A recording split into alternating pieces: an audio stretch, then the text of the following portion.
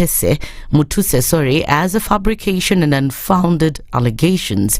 During a press conference, Gachagua denied accusations of corruption and fraudulent property acquisition, stating that he would defend himself before the National Assembly. The Deputy President described the claims as outrageous and baseless propaganda intended to tarnish his reputation and remove him from office. And I want to confirm to the honorable members and the Speaker and the people of Kenya that I'll avail myself at that time and prosecute my defense for 2 hours. And I trust the honorable members will be kind enough to allow me to respond in silence. They will be very embarrassed before the people of Kenya. This will be the most shameful act ever in the history of our National Assembly, where you go table a motion that is so sensational based on trash and not a single accusation backed by evidence. He specifically denied allegations that several properties mentioned in the impeachment motion were obtained through corrupt means, stating that the majority of the assets belonged to his late brother James Nyeri Gachagua, who died in 2017. I take this opportunity to ask for forgiveness to my late brother, James Gachagua, that today, as your younger brother defends himself, he'll defile your privacy by distributing your will that you wrote in privacy. That your properties that you worked so hard for many years to benefit your wives and children are now a subject of discussion and are alleged to be proceeds of corruption. How unfair, how cruel can you be to a dead man? Meanwhile, Majority Leader Kemry Welcome has dismissed the arguments that Gachagua has made during his session with journalists. Welcome denied Gachagua's claims that President William Ruto approved the motion of impeachment against him, saying that his intention was actually to get Kenyans to sympathize with him. Members of Parliament do not need the permission of President William Ruto or indeed anybody in the executive to impeach anybody. Members of Parliament simply exercise their oversight mandate in accordance with the Constitution. Therefore, we do not need the permission, we do not need the concurrence of President William Ruto. President William Ruto has not appended his signature to either the impeachment motion, nor shall we require him to assent to the motion after it is passed in the House. It is not a bill. Welcome further said that the hidden truth would come to light today during the parliamentary sessions. When the mover of the motion articulates its points on the floor of the House, Kenyans will be able to see that where the truth lies. It is for the first time I hear that our sons who are in their 30s and probably less than 30, who have never borrowed a loan of even 600,000 shillings, all of a sudden, because you're the son of a deputy president, you can access loans of up to 600 million shillings. When we get to the floor of the House, the mover of the motion will be able to show Kenyans the kind of person that they are dealing with as their deputy president. Well, let's get ready for that today. Kenyans will by this December have increased access to professional job opportunities in Qatar in a new deal brokered by President William Ruto. The head of state made the revelation after holding talks with a delegation from Qatar at State House, Nairobi. The president said the meeting was aimed at strengthening the bilateral cooperation in areas of mutual interest between Kenya and Qatar. And finally, the Cabinet Secretary for Public Service and Human Capital Development, Justin Muturi, officially launched the 2024 Huduma Kenya Customer Service Week during his first visit to Huduma Kenya Secretariat, the Huduma Contact and Tele-Counseling Center, and the GPO Huduma Center. In his address, Muturi praised Huduma Kenya's transformative impact on public service delivery, noting the program's significant role in making government services more accessible, convenient and dignified for all Kenyans. The theme for this year's Customer Service Week, Above and Beyond, underscores the government's commitment to delivering services that exceed citizens' expectations. That's the Newswire. I'm Leah Ubaga.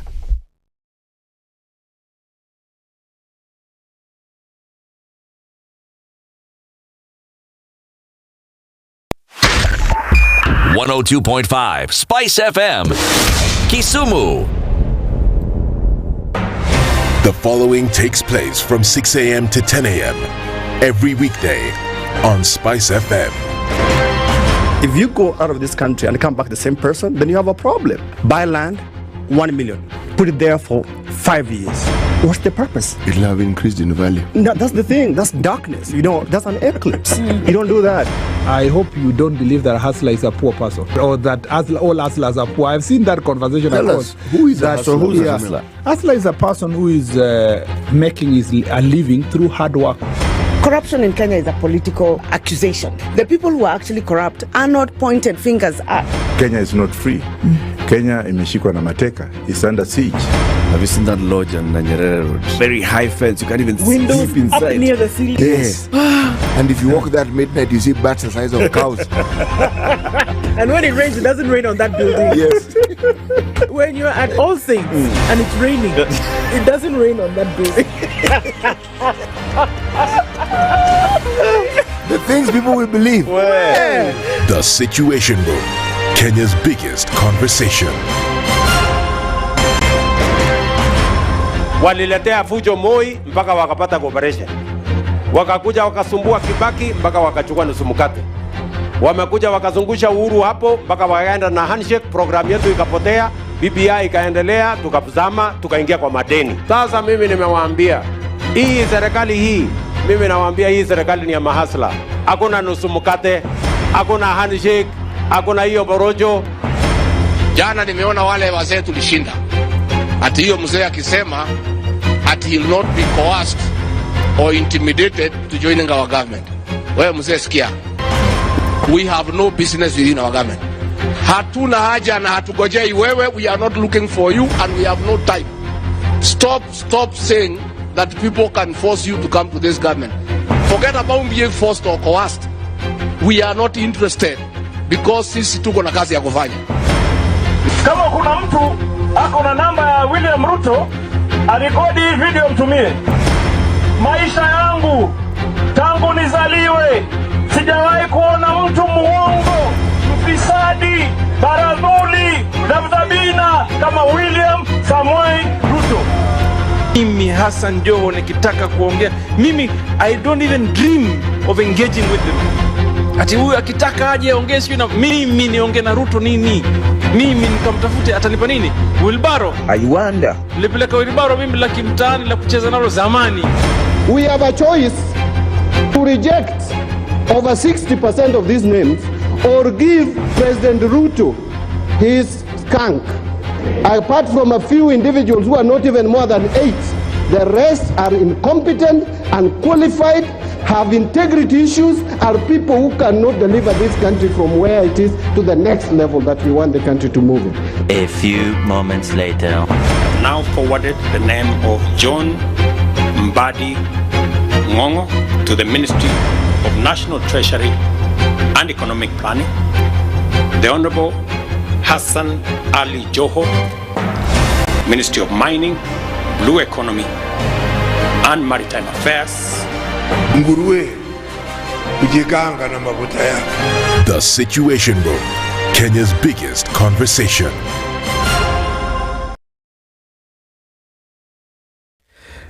The roads are okay? Yeah, for now. If you're coming towards town, if you're on Jogo Road or Mombasa Road or Haile Selassie into town, or Ngong Road or Langata Road, or even Thika Superhighway, it's A-okay for now. Let's see how it will be looking like in about half an hour, shall we?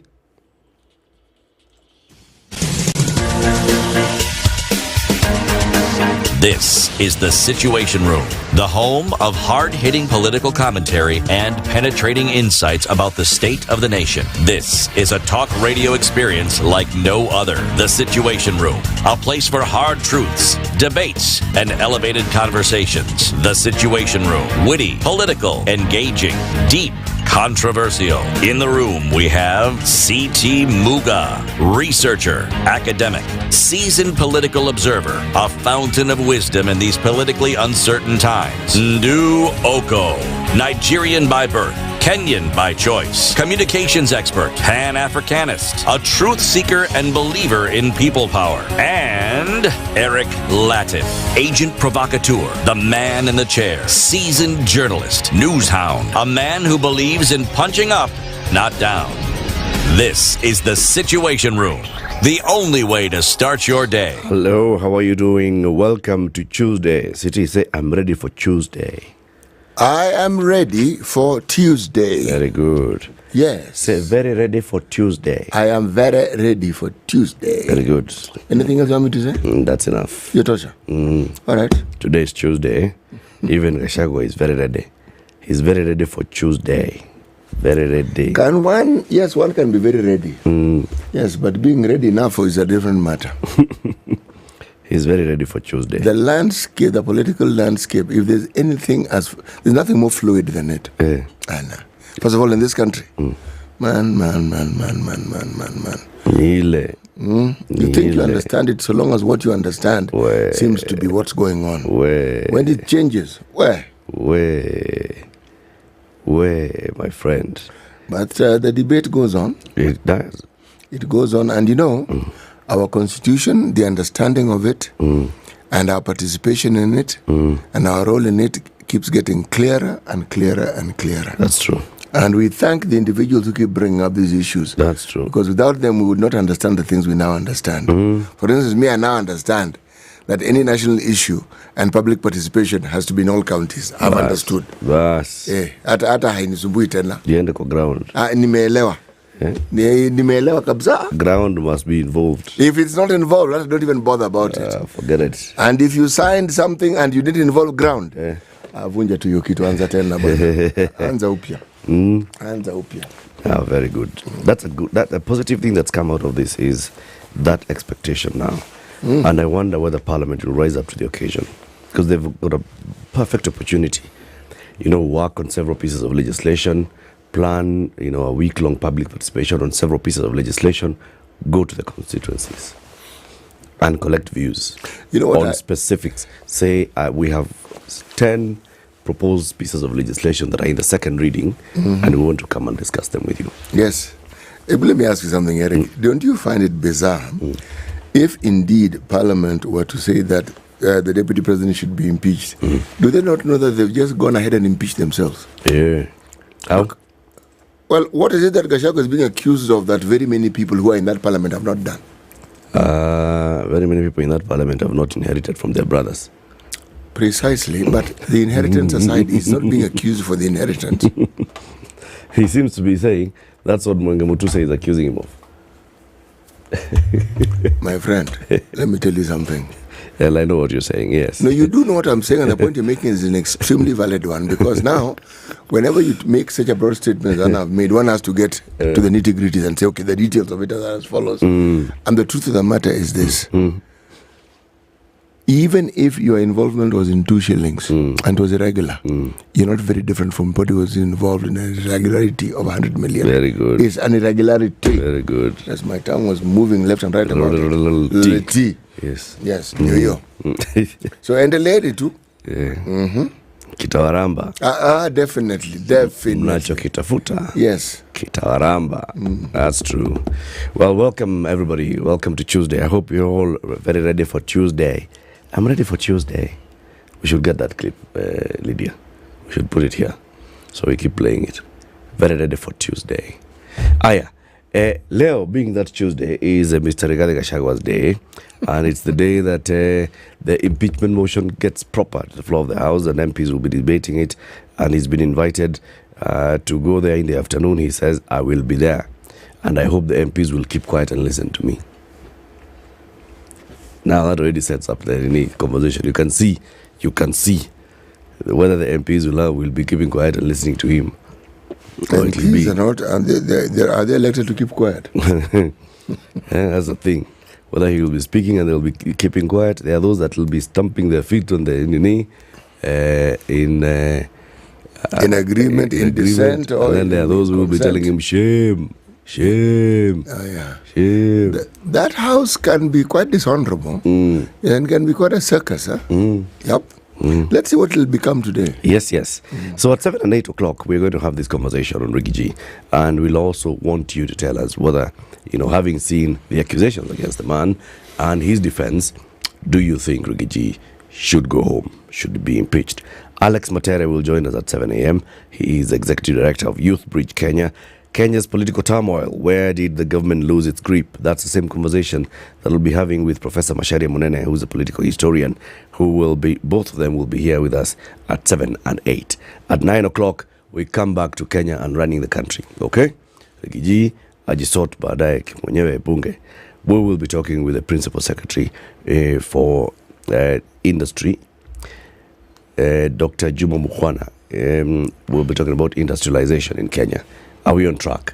You know, we have to keep reminding these people that they came in with a promise, for example, to bring back our contribution of industry to GDP to 20% by 2030, to 15% by 2027. It had dropped to 7% by the time Kenya Kwanza was taking over. When Uhuru was taking over, manufacturing contribution to GDP was 15%. Uhuru left it at 7%. Uhuru and Ruto. Ruto and Rigathi took it from 7%. Now Rigathi, where will Rigathi leave it as he goes home? If he does go it home. Definitely will not be at 7%. And it won't be higher than 7%. The PS for industry will come at 9 and tell us where they are and what they're doing. Right? 17 minutes after 6. Ndu is away. She's in Nigeria to attend the coronation of a new king. Her uncle, king of whatever. King. It was the guguju of a guguju something. He's a buju. You just stick with king, chief. She told us he's the buju of buju. And the coronation is happening on Thursday. Wait. What is a king? Buju. 17 after 6. If you're online, say hello. We shall acknowledge your presence shortly. This is the Situation Room, the only way to start your day. The weather with SpiceFM. Mostly cloudy in Nairobi, currently 15. Mombasa, partly sunny at 24. Partly sunny as well in Malindi at 24. Kakamega, cloudy at 16. Eldoret, clear skies at 13. Nakuru, clear at 13. Nyeri, mostly cloudy at 15. Kampala, mostly cloudy at 16. Lagos, mostly cloudy at 25. Mogadishu, sunny at 25. Addis Ababa, cloudy at 13. Dar es Salaam, partly sunny at 24. Paris, mostly cloudy at 14. Kinshasa, 22 and mostly clear. New York, clear night at 15. London, mostly cloudy morning at 13. And Beijing, a sunny afternoon at 19. Mature, intelligent talk every morning. Spice up yourself.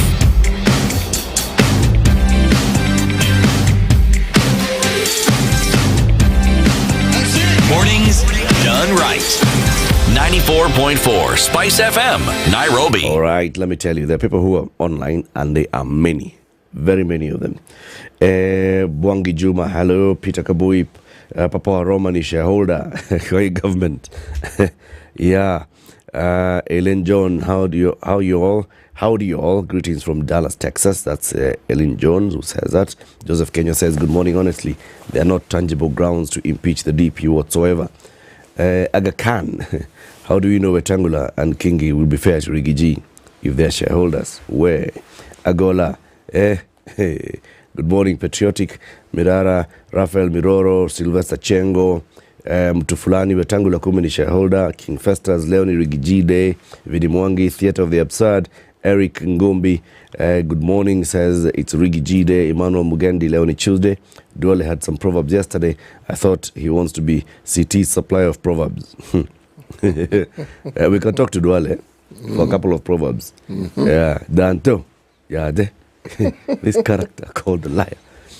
Rachel Ojiro, good morning, Erican City. Happy Tuesday. Abraham Kamau, good morning. Everybody who's online. Michael, good morning. Blue Monambali, good morning. Spice FM. KK, good morning. Maimo Salon, good morning. Samson Nyata, good morning. Good morning, City. Good morning, Latiff. Lots of love from San Antonio, Texas. Lots of love to you too. Mwambie good morning huyo. Good morning. In the afternoon kwake. Good evening. In the afternoon kule. In the good evening yake. Okay, sawa. Georgia Dimo, good morning, Tim's Spies. Very ready for Tuesday. Jam TV, good morning. Emmanuel Wangui Maina. Karibuni sana. Everybody who's online. Yes, very ready for Tuesday. City, the proverb. Well, before I tell you the proverb, perhaps you'd like to know who the king is. I did promise of Morocco. Our proverbs for this week are from the kingdom. And a kingdom has a king. Okay? The king is Mohammed VI. Okay? Mohammed VI. Yeah. He's a powerful king. He's not a ceremonial king, this one. He is commander of the faithful. Okay. Just to start off with. He's commander of the Moroccan armed forces. Okay? And the monarchy that he is now head honcho of began in the 8th century. It didn't begin yesterday. It began day before yesterday. It's been here for quite a while. Now, this gentleman has the powers to choose a PM from any political party that wins an election, which means they have an election, they also have a constitution. Okay? But he also has the powers to introduce, inject, remove, bring in ministries. He also has the powers to terminate parliament, among the many powers that he has. So he's not a ceremonial king. This gentleman is not a ceremonial monarch. Okay. All right? Okay. Okay.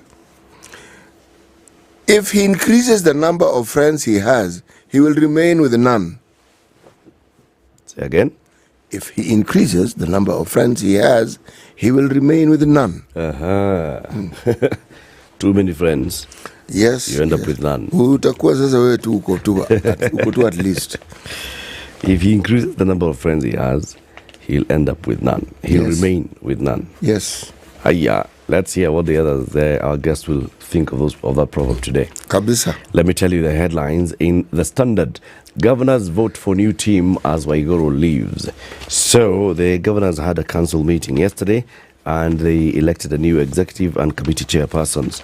FCPA Ahmed Abdullahi, the governor of Wajir, is the new chairperson to replace Anne Wairimu. He was the vice chair to Anne Wairimu. Mutahi Kahiga becomes the new vice chairperson. Stephen Sang retains the position of whip. And then we have the other committee members.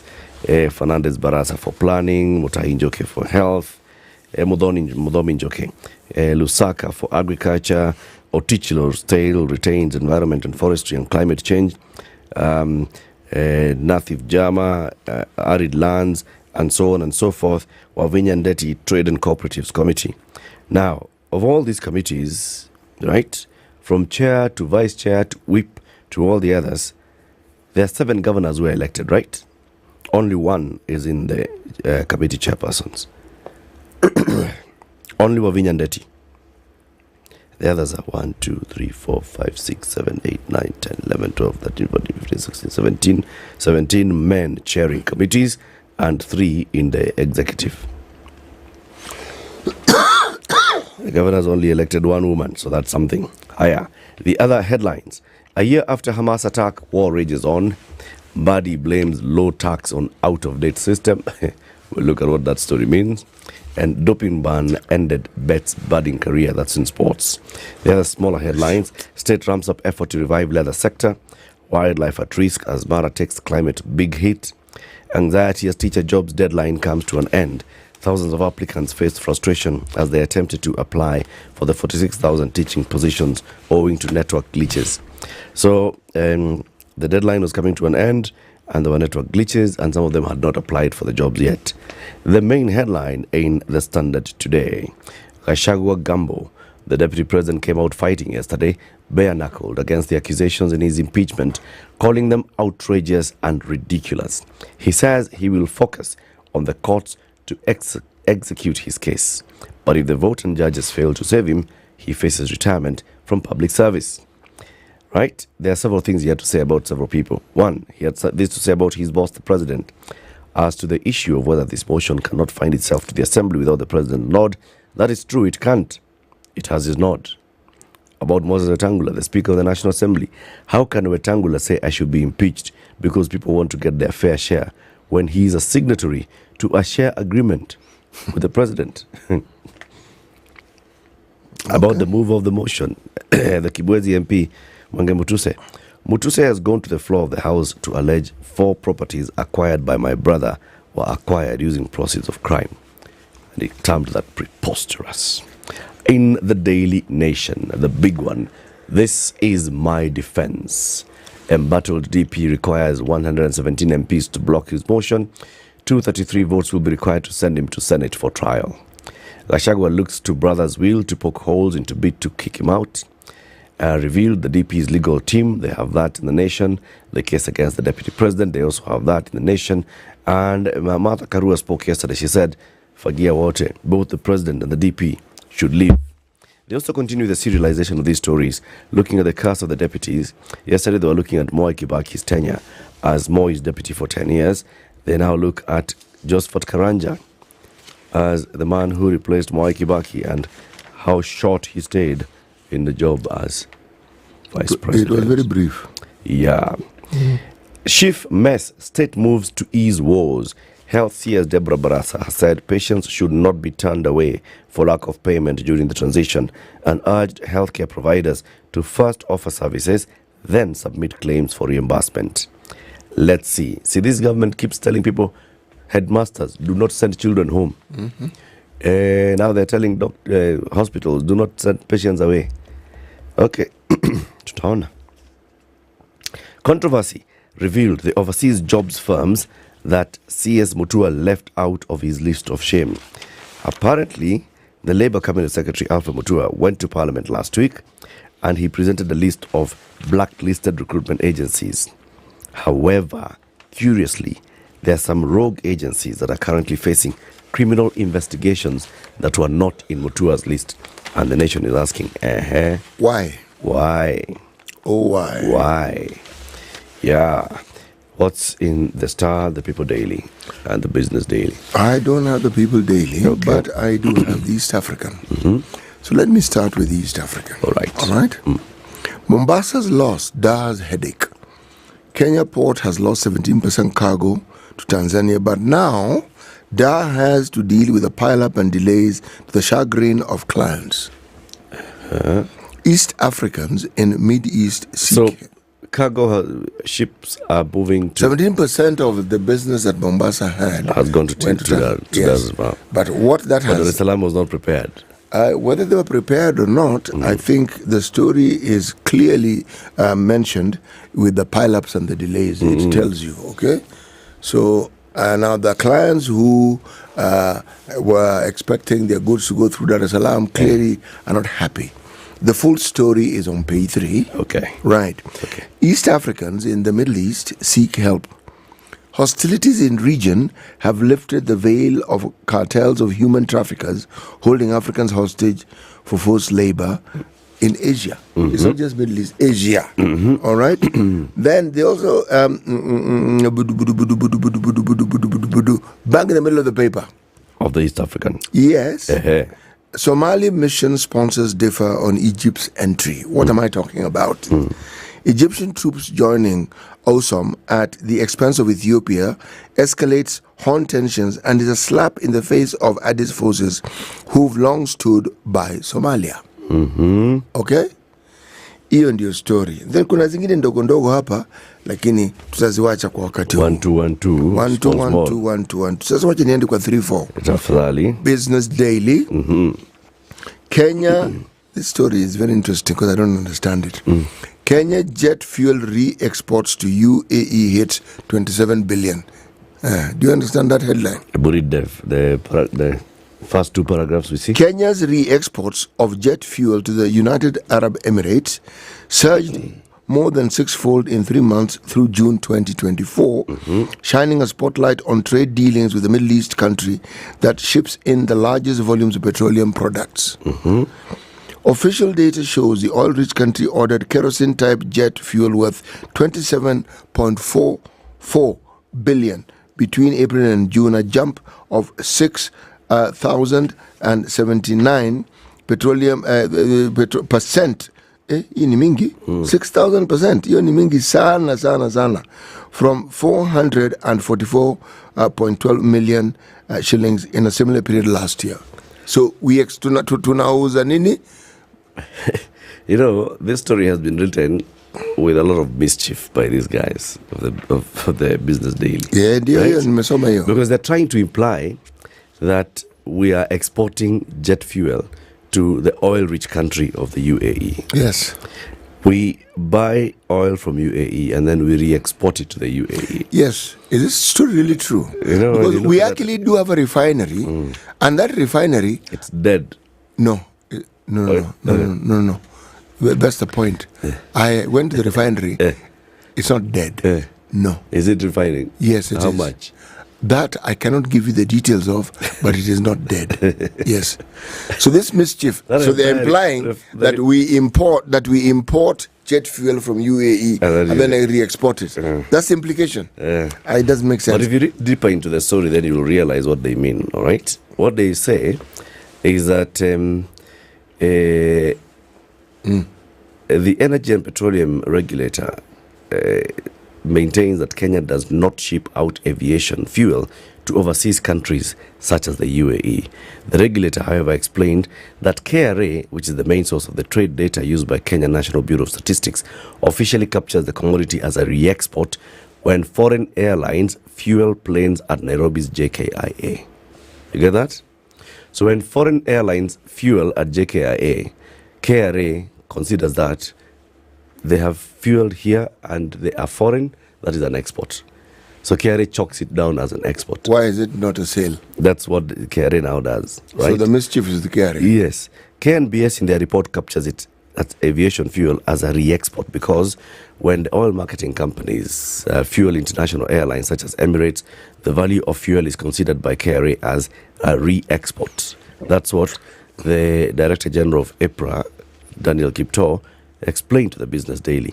He said UAE flights had increased over the past year, citing Fly Dubai's 4 times a week flight to Mombasa, the UAE's 2 national carriers, Dubai-based Emirates and Abu Dhabi-based Etihad, operating flights for more than 100 destinations across the world from JKIA.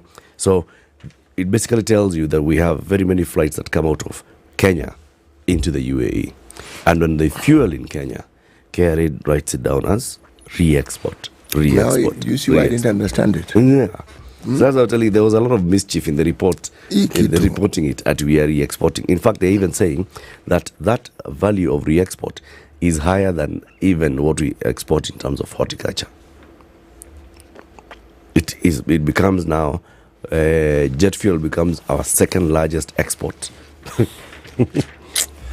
Kenya-linked U.S. firm bosses caught in 12 billion carbon fraud.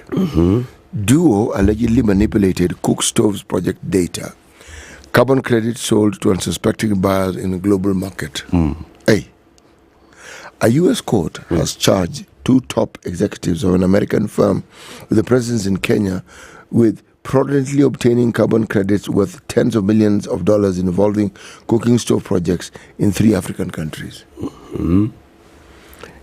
Kenneth Newcomb and Dripip Goswami of CQC Impact Investors were found guilty of engaging in a multi-year scheme of fraudulently obtaining carbon credits by using manipulated and misleading data on cooking stove projects in Malawi, Zambia, and Angola. What I like about this story, there's actually money in this carbon credit thing. There's a lot of money, yeah? Clearly. Billions. At an eco market where you can trade these things. Just because you are a company that is selling those energy saver cook stoves. The eco. Yeah, you can actually go and claim this is carbon credit because I'm saving on. Kumbe hii biashara iko na pesa man. Sasa bro. Hatuambiagi. Haya, tell us about the star. Hii tuangalie top right hand corner. Today is Tuesday. Today is Tuesday. All right. You go to my gov, top right, till green, akuna. There's like a brown thing which looks more or less like maroon. I'm not going to bother with it. No, let me bother with it. How equity has been inspiring bright young scholars since 1998. Working in darkness puts you in the light. This is according to Asige. ODM-nominated Senator Crystal Asige rarely gets media attention despite championing some of the most common-sense legislation in the Senate. The visually impaired singer 30 now legislator has shone the spotlight on persons with disability rather than on herself, an unusual approach for politicians who often hog the limelight and always thinking of a re-election. This one has been very well stated. Stories on page 2, austerity. No respite for MDAs as Treasury orders cut. Ministries and state agencies are still in for the tough times after National Treasury disclosures indicate that there will be no relief in the next budget cycle. Okay, tumekusikia. Quitting medicine takes doctor closer to patients. I don't understand.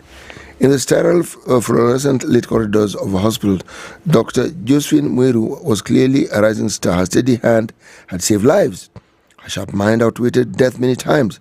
But on this morning, she hung up her white coat and walked out, leaving behind a career that once defined her. She was done. Clinical work, once her passion, had drained her. The story is on page 15. We'll look at it, which then tells you what she decided to do. Bang in the middle of the paper, opening key political figures. Ngoja kidogo. Opening. Key political figures from Mount Kenya East, West engage in strategic maneuvers. Ruto, big gamble, plans new DP from Mount Kenya. President will be treading a delicate balance as he picks Rigathe's successor. Why is this paper assuming that Rigathi will leave? Because they've assumed, they've stated that Rigathi is gone. Tunasonga mbele. Yes. What do they know that we don't know? Tunasonga mbele. There are only two likely outcomes. Yes, they are. He stays or goes. Yes. So they're looking at the other one of now, the one that will have activity. If he goes, then what? Yeah, but then again, if we're talking about mischief, the way this thing has been put, it's like he's gone. Shitty, you're not ready for Tuesday. I'm very ready for Tuesday, because this is on Tuesday. You're not ready for Tuesday, my friend. What? I'm supposed to just agree with this fellow? or what have I missed? Get ready for Tuesday, my friend. There's a picture of the DP, Interior CS, Governor Anne Waiguru, Kiharu MP Ndindi Nyoro, and Governor Irungu Kangata. There's the pictures there. Okay. Yes. So those are now touted as the choices that the president will have. I believe this is what they're trying to tell us. Why can't he do Mr. 30%? I don't know. Even 30% can be DP. Why not? Higher. Let me tell you about the People Daily quickly before we do traffic. The headline in the People Daily is DP displays vast wealth. Yeah. He says, besieged Gachagua links multi-billion empire to his late brother and business acumen ahead of today's date with destiny. The other headline, remember yesterday they were talking about the billions lost in AFCON. How homeboys defied Ruto order on AFCON billions. That's a story that the People Daily has carried on page 8. Then Abdullahi takes the COG helm as Waiguru leaves. In the Taifa Leo, katika kinywa cha mamba. Gachagua ana kibarua bungeni leo atakapojitetea dhidi ya kung'atuliwa madarakani. That's the headline in the Taifa Leo. Okay, let's take a break. 21 minutes to 7. Let me tell you about traffic, and then we look at some of these stories in great detail. This is the Situation Room, the only way to start your day. Unbeatable deals at Peppino's Pizza, Kimathi Street. Get this. 2 large pizzas plus a 1.25-liter soda for just 1,500 Kenya shillings, or 2 medium pizzas and a 1.25-liter soda for just 1,200 Kenya shillings. Available every Tuesday and Thursday. Chicken lovers, we got you covered too. Enjoy 2 crispy chicken pieces, chips, and a 350 ml soda for just 500 shillings. Call 0728-261-875 or order online at pepinospizza.co.ke. Join us for mouth-watering treats all month long. Hashtag Peppino's Pizza at 8. Now you're on Thika Superhighway. There's something that's happening around KCA University, KSMS, because it's causing some traffic there, and then it moves on smoothly. Maybe it's the matatus that stop around there, that area of Mathare. Senior, probably. Now, Kiambu Road is okay as you head into town. Mombasa Road is also all right, only busy just slightly in South Sea, and then it clears on after that. North Airport Road has started piling up, and this is around the areas of Pipeline heading towards City Cabanas. Also, North Airport Road is busy around the Embakasi area as you come in. Eastern Bypass is also busy as you get into the roundabout with North Airport Road. So that's what we are seeing on that side of the road. The other side of the city heading towards town, Jogoo Road, is okay. Now let's cross over. Langata Road and Ngong Road are all moving very well. Westlands heading towards town is okay. Limuru Road heading in and out is fine. Let's see how they'll be looking like in about half an hour. Mature, intelligent talk every morning. Spice up yourself.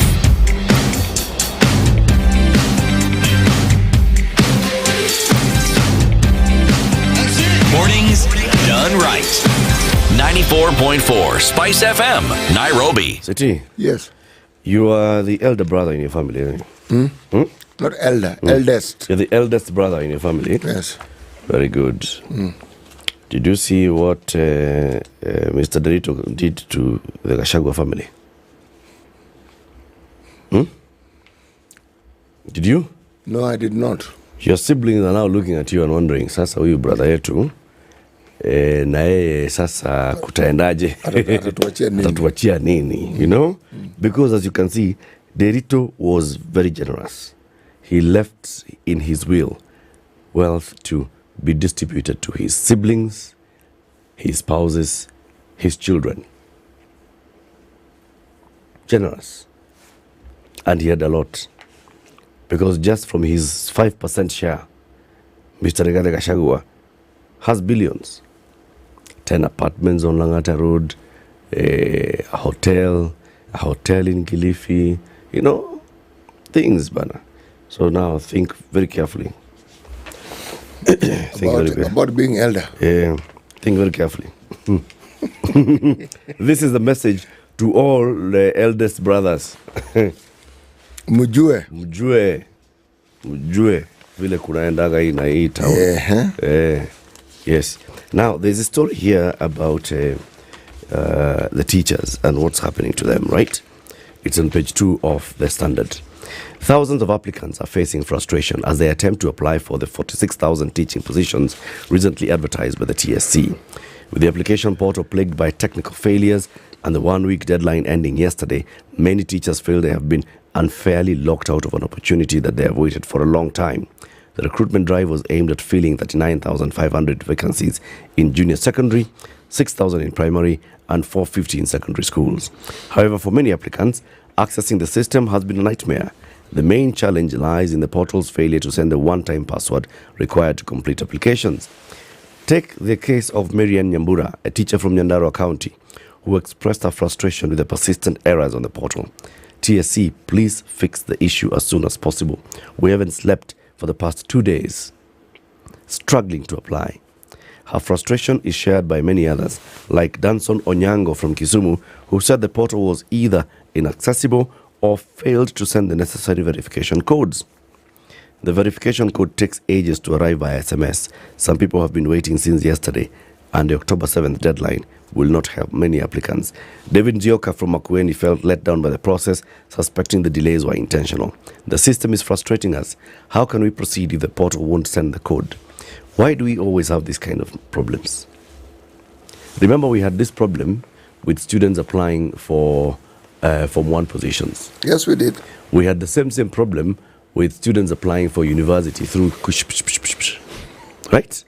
Early in this year, when students were complaining from across the country that they were logging onto the COOP system and it was not giving them the opportunity to apply for the courses that they wanted to apply for, right?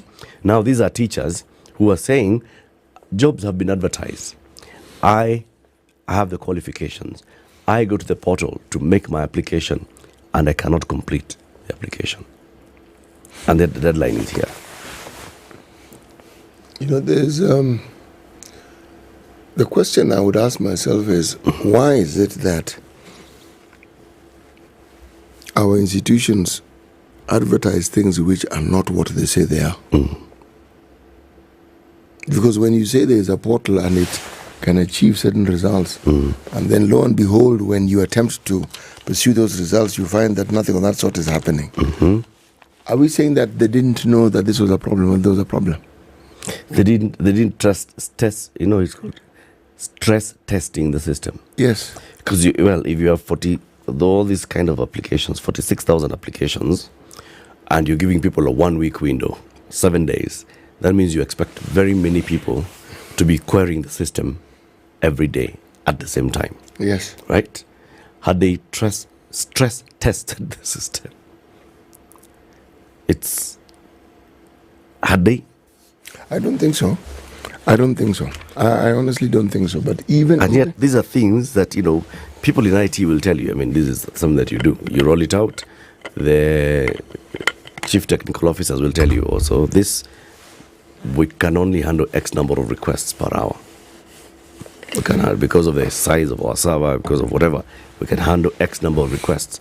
These guys, it is jobs. You are saying apply. People are anxious.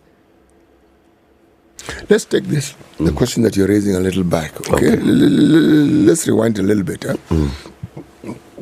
When you're acquiring this system and when you have it, you understand what it is for, don't you? Okay. It's like if you're saying, for instance, that you are a financial institution and you want a system that is going to understand and manage the load of that your customers will lay upon it. Is that not so? You already know the client base that you have.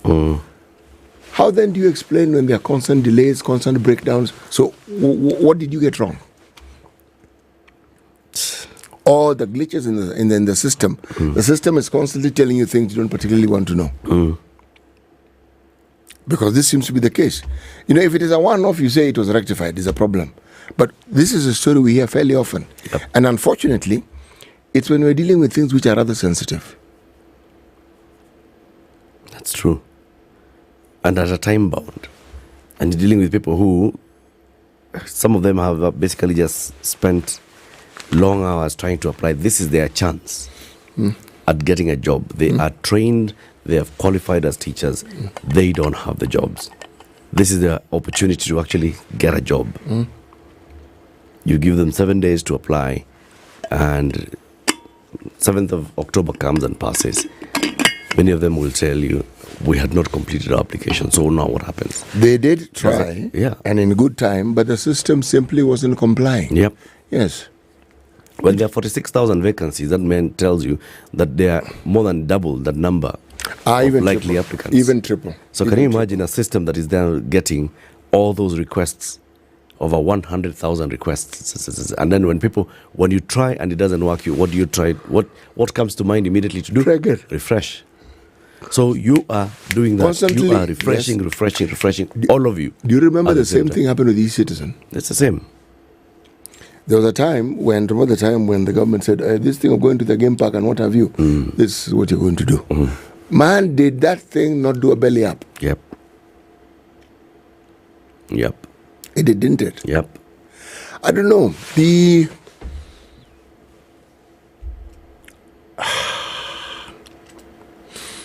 Either that equipment was not what we were told it could do. Its capacity was not as was advertised. Or there are people who installed it and didn't quite do what they were supposed to do. And perhaps this is now the warning and an opportunity to clarify and to sort whatever it is that wasn't sorted properly now. Because there's always an opportunity. And this may be that opportunity.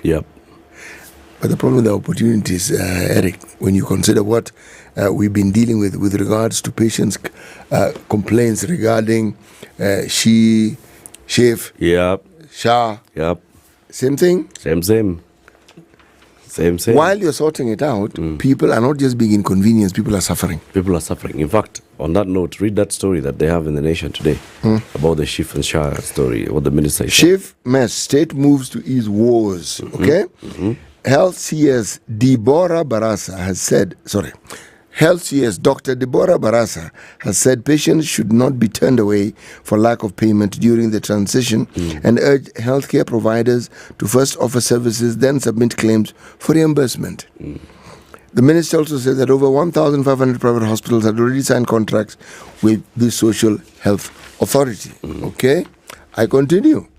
On Tuesday last week, the heartbreaking video of a 76-year-old James Kanyore, a renal patient, went viral after he was captured in tears after being turned away from his regular dialysis sessions at the private hospital in Nakuru City. For the past 1 year, Mr. Kanyore has been using his National Health Insurance Fund medical cover to pay for dialysis costs, but the recent transition of the scheme to the Social Health Authority left him unexpectedly required to pay 9,500 out of his own pocket. The elderly man, who was accompanied by his wife, was shocked by the demand for cash payment, which he was unable to afford, and went back home without receiving the treatment. The family, which rears livestock for a living, had to sell 2 goats to pay for future sessions. Yes. And he's a fully paid up member of NHIF. Oh my God. Now the minister is telling facilities, don't turn people away. No. That's where the problem is. We were told that health facilities had signed up. Yeah. If this gentleman was going to a private health facility, I can only assume that they had signed up with NHIF. Is that not so? So when you're transitioning and you're taking over NHIF, would you then not have signed in with those very same facilities that NHIF was dealing with? Yep. I would assume so. Yep. Okay? Yep. So if you had done so, then you would already have committed to the payment that they would require. Yep. But when we read what happened to one Mr. James Kanyore, it is clear that did not happen. Or are we saying that the hospital was just being mischievous and was doing something just for the heck of it because they were not certain? But whatever the case is, it is clear that there is a problem. Yes. Up on your knee. Up on your issue. Just like the chairman was telling us yesterday, about 1,400 private health facilities have signed up, right? That one we heard. That's as of Sunday. But But he was not telling us by the 30th of September how many of them had signed up. And even those that had signed up, what did they understand? What does sign up mean, first of all? What did they understand about the process? So what are they supposed to do? Yeah, we've signed. Are they linked to the system? Yeah. Those are the questions. Yes. Because there's like a system. You're seeing that very many of these facilities just did not know what to do. And because you don't want to be called a fraud and you're making fraudulent claims, you just say, I just pay. Because I don't know the procedure for making the claim after you've left the facility.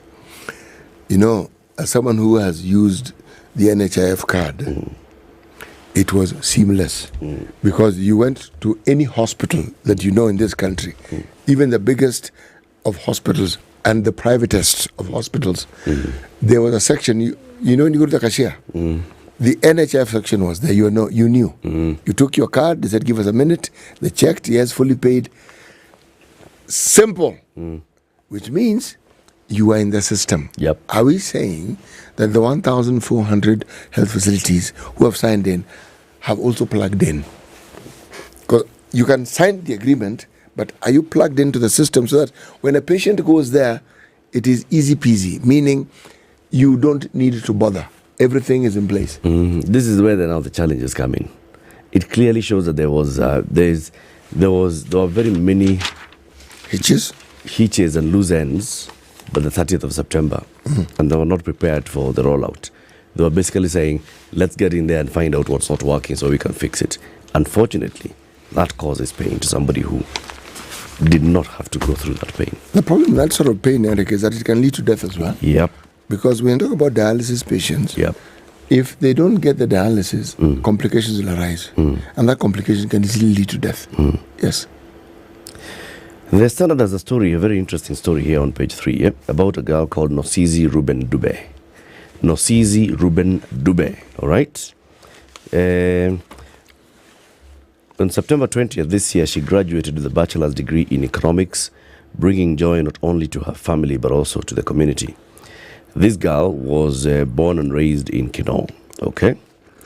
20 years ago, Dube's greatest fear was early marriage. Though she loved education, she knew her parents, like many members of her community, could not afford it.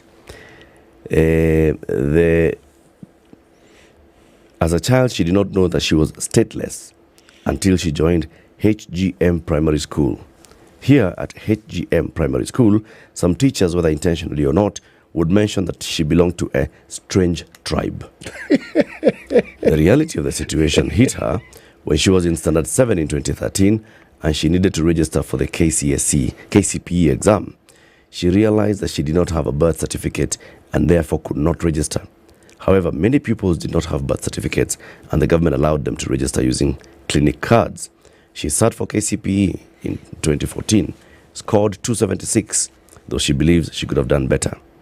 Though she could have gone to high school, her statelessness came back to haunt her. Because of her lack of ID, she could not apply for a bursary or a scholarship.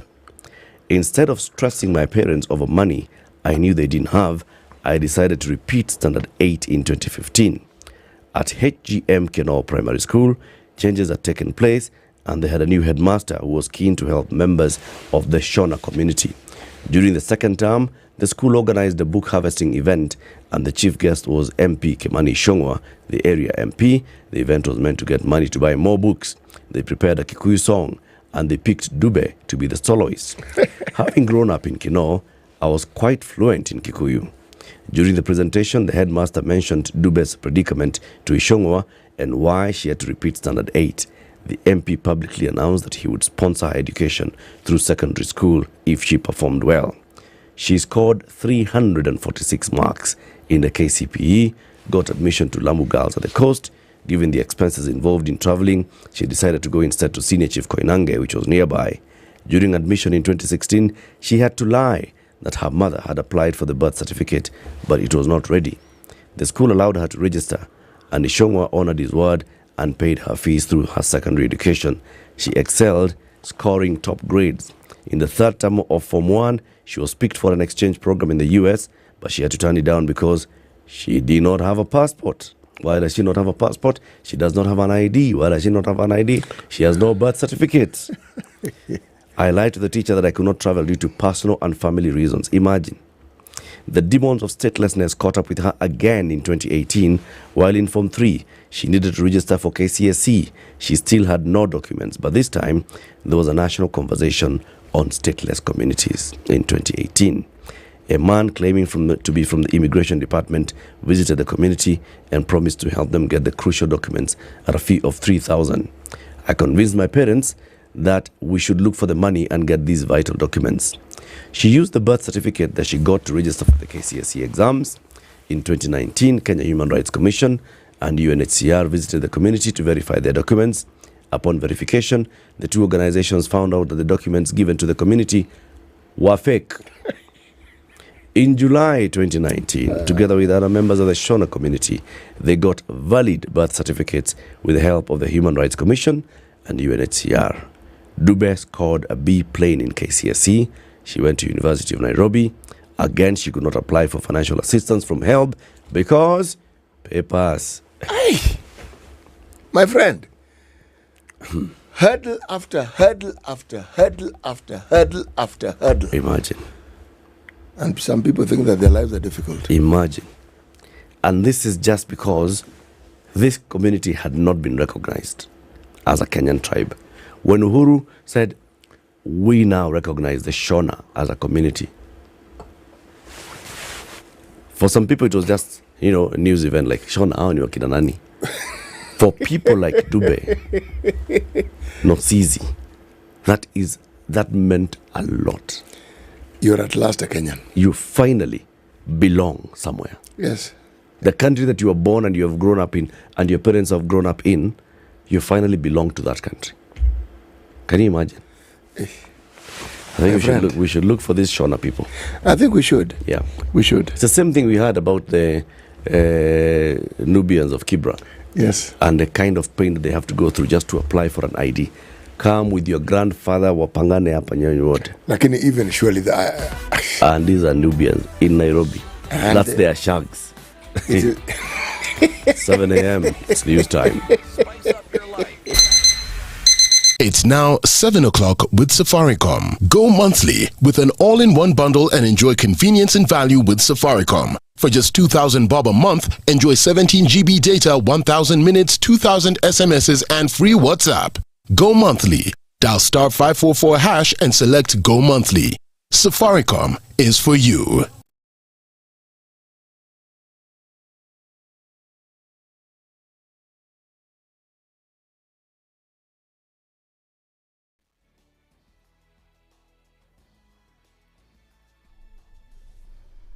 Good morning. This is the News Wire. I'm Leah Ubaga, and back to the Deputy President. He has strongly opposed the impeachment debate scheduled for him today, describing the motion introduced by MP Mwengi Mutuse as a fabrication and unfounded allegations. The Deputy President described the claims as outrageous and baseless propaganda intended to tarnish his reputation and remove him from office. And I want to confirm to the honorable members and the Speaker and the people of Kenya that I'll avail myself at that time and prosecute my defense for 2 hours. And I trust the honorable members will be kind enough to allow me to respond in silence. They will be very embarrassed before the people of Kenya. This will be the most shameful act ever in the history of our National Assembly, where you go table a motion that is so sensational based on trash and not a single accusation backed by evidence. He specifically denied allegations that several properties mentioned in the impeachment motion were obtained through corrupt means, stating that the majority of the assets belonged to his brother, James Nderitu Gachagua. I take this opportunity to ask for forgiveness to my late brother, James Nderitu Gachagua, that today, as your younger brother defends himself, he'll defile your privacy by distributing your will that you wrote in privacy. That your properties that you worked so hard for many years to benefit your wives and children are now a subject of discussion and are alleged to be proceeds of corruption. How unfair, how cruel can you be to a dead man? However, Majority Leader Kimani Ichung'wah has dismissed the arguments that Gachagua has made during his session. Ichung'wah denied Gachagua's claims that President William Ruto approved the motion of impeachment, saying that his intention was actually to get sympathy votes from Kenyans. Members of Parliament do not need the permission of President William Ruto or indeed anybody in the executive to impeach anybody. Members of Parliament simply exercise their oversight mandate in accordance with the Constitution. Therefore, we do not need the permission, we do not need the concurrence of President William Ruto. President William Ruto has not appended his signature to either the impeachment motion, nor shall we require him to assent to the motion after it is passed in the House. It is not a bill. Ichung'wah further said that the hidden truth would come to light today during the parliamentary sessions. When the mover of the motion articulates its points on the floor of the House, Kenyans will be able to see that where the truth lies. It is for the first time I hear that our sons who are in their 30s and probably less than 30, who have never borrowed a loan of even 600,000 shillings, all of a sudden, because you're a son of a deputy president, you can access loans of up to 600 million shillings. When we get to the floor of the House, the mover of the motion will be able to show Kenyans the kind of person that they are dealing with as their deputy president. And to have a clear picture of some of the things that will be happening today during the session in the National Assembly. One, there'll be the tabling of the report of the public participation exercise that was conducted between 2nd and 5th October. Thereafter, the Honorable Mutuse will move the special motion and the motion will be seconded. There will be I just missed out. There will be general debate on the motion for about 7 hours. After that, at around 5 p.m., the Deputy President is to make representation in person or by advocate or both in the chamber for about 2 hours. The House will thereafter vote the motion on the motion of impeachment. That's the News Wire. I'm Leah Ubaga.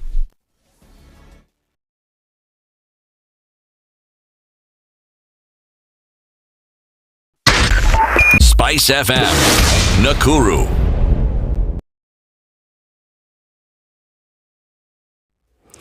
Well, it's 7 a.m. time, so this is the time when the Thika Superhighway looks like the way it normally wants to look like. So it's stretching all the way back to Garden City. Coming towards town, it's busy, busy, busy. Kiambu Road, on the other hand, is not actually looking so bad. It's only stretching just up to the Muthaiga Golf. Mombasa Road is okay coming towards town. Even at Imara Daima, it's all right. Then, no, Imara Daima is busy heading towards town. So that's a stretch there is busy. Of course, you come in through all the way to General Motors, over the bridge into that roundabout, funny roundabout there at General Motors. You'll find traffic there, and then after that it moves heading towards town. In fact, when you get into Uhuru Highway, you'll find it's still moving well up to Railways Bridge, where it starts picking up. Jogoo Road is okay, just the slight issues at Makadara, the normal issues. North Airport Road is very, very busy now in the side of Embakasi, heading towards City Cabanas, around next to Pipeline Estate. So that is busy. And also Outer Ring Road at that interchange coming into North Airport Road is also looking busy. How is Langata Road this morning? It's not looking so bad. Neither is Ngong Road coming towards town, and neither is Westlands, and neither is Lower Kabete Road at this time of the morning. If a lion shows you its teeth, it doesn't mean it likes you. It doesn't mean it likes you. It won't start. A liar calls as witness one who is either dead or far away. Say it in Ben low, nin inte, nin there, you markati kadikta. You know this character called liar. He has disturbed people. So when you tell him who are your witnesses, he will take you to a place where it is difficult to verify. For someone like me who sweats a lot, I cannot survive there. Sweating is biblical.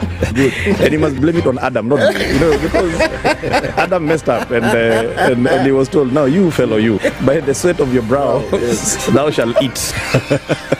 The Situation Room, Kenya's biggest conversation.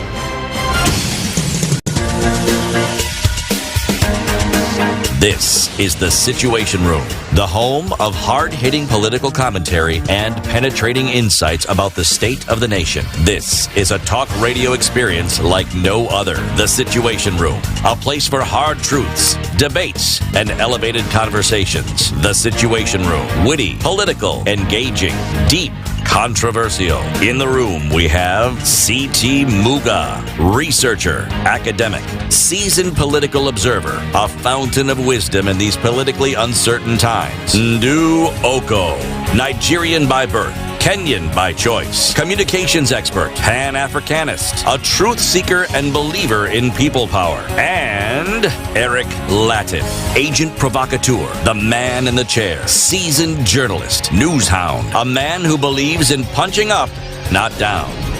This is The Situation Room, the only way to start your day. Welcome to the second hour of Kenya's biggest conversation. This is The Situation Room on this 8th day of October 2023. Are you ready for Tuesday? I'm very ready for Tuesday, City. Are you ready? I am ready for Tuesday. You're very ready for Tuesday. Very good. Very, very good. Very, very ready for Tuesday. Yes. Okay, so today is that Tuesday when something historic happens in the National Assembly. For the first time, we're going to see the National Assembly actually deal with a matter that's constitutional. Impeachment of a deputy president. Let's see how they conduct it. Whether they're going to conduct it with decorum or whether they're going to make it a marketplace. Okay? That's one. Not just a marketplace, a very noisy marketplace. A very noisy marketplace. A very unruly marketplace. Yeah. Yes. Watapeleka bunge Kikomba. Shikiri ya leo ni ya leo. 10 bob. Haya. As we talk about all these things, Naivas City. Naivas has several 24-hour branches. Let me tell you. One of them, for example, is Naivas Westlands. It's 24 hours. Yes. Airport View, Ronald Ngala, Moi Avenue, Development House, Naivas Kingara Road. You know the one on Kingara Road? Which one is that one? Yep. Which is that? Hapo karibu na Valley Arcade. Oh. Yes. You know how to see it in my mind. See it. 24 hours. Now they've added two more. Naivas Kamakis and Naivas Utawala. Also 24 hours. Meaning, Haifungwi. Anytime you want to shop, go in there and shop. Okay? Day, night, morning, evening, Sunday, Monday, Tuesday. It's Super Tuesday. Are you ready for Tuesday? You Yes. go there and you shop. And in fact, if you just don't feel like, you want to go to a supermarket to shop, you can shop through their app, the Naivas app. Naivas, they say, Naivas saves you money. They do. They do. They do save you money. They do. They do. Talking about people who have branches, the Aga University Hospital is the other one. Now with the branches, 53 outpatient centers. Now you are feeling that you want to go and see a health specialist, and you're wondering, okay, so where do I get a health specialist? You're thinking, for example, that you want to see a gynecologist, a pediatrician, a cardiologist, a urologist, a family physician, neurologist, nutritionist, psychiatrist, ENT specialist, dentist, dermatologist. You can get them in your neighborhood at the Aga University outpatient medical centers.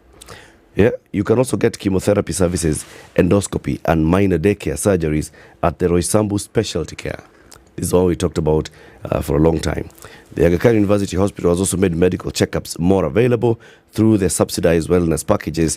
Packages are available at a clinic in your neighborhood. You can go to any of these 53 outpatient outlets in your neighborhood and say, nimekuja hapa munipime, muniambie kama mwili yangu iko sawa.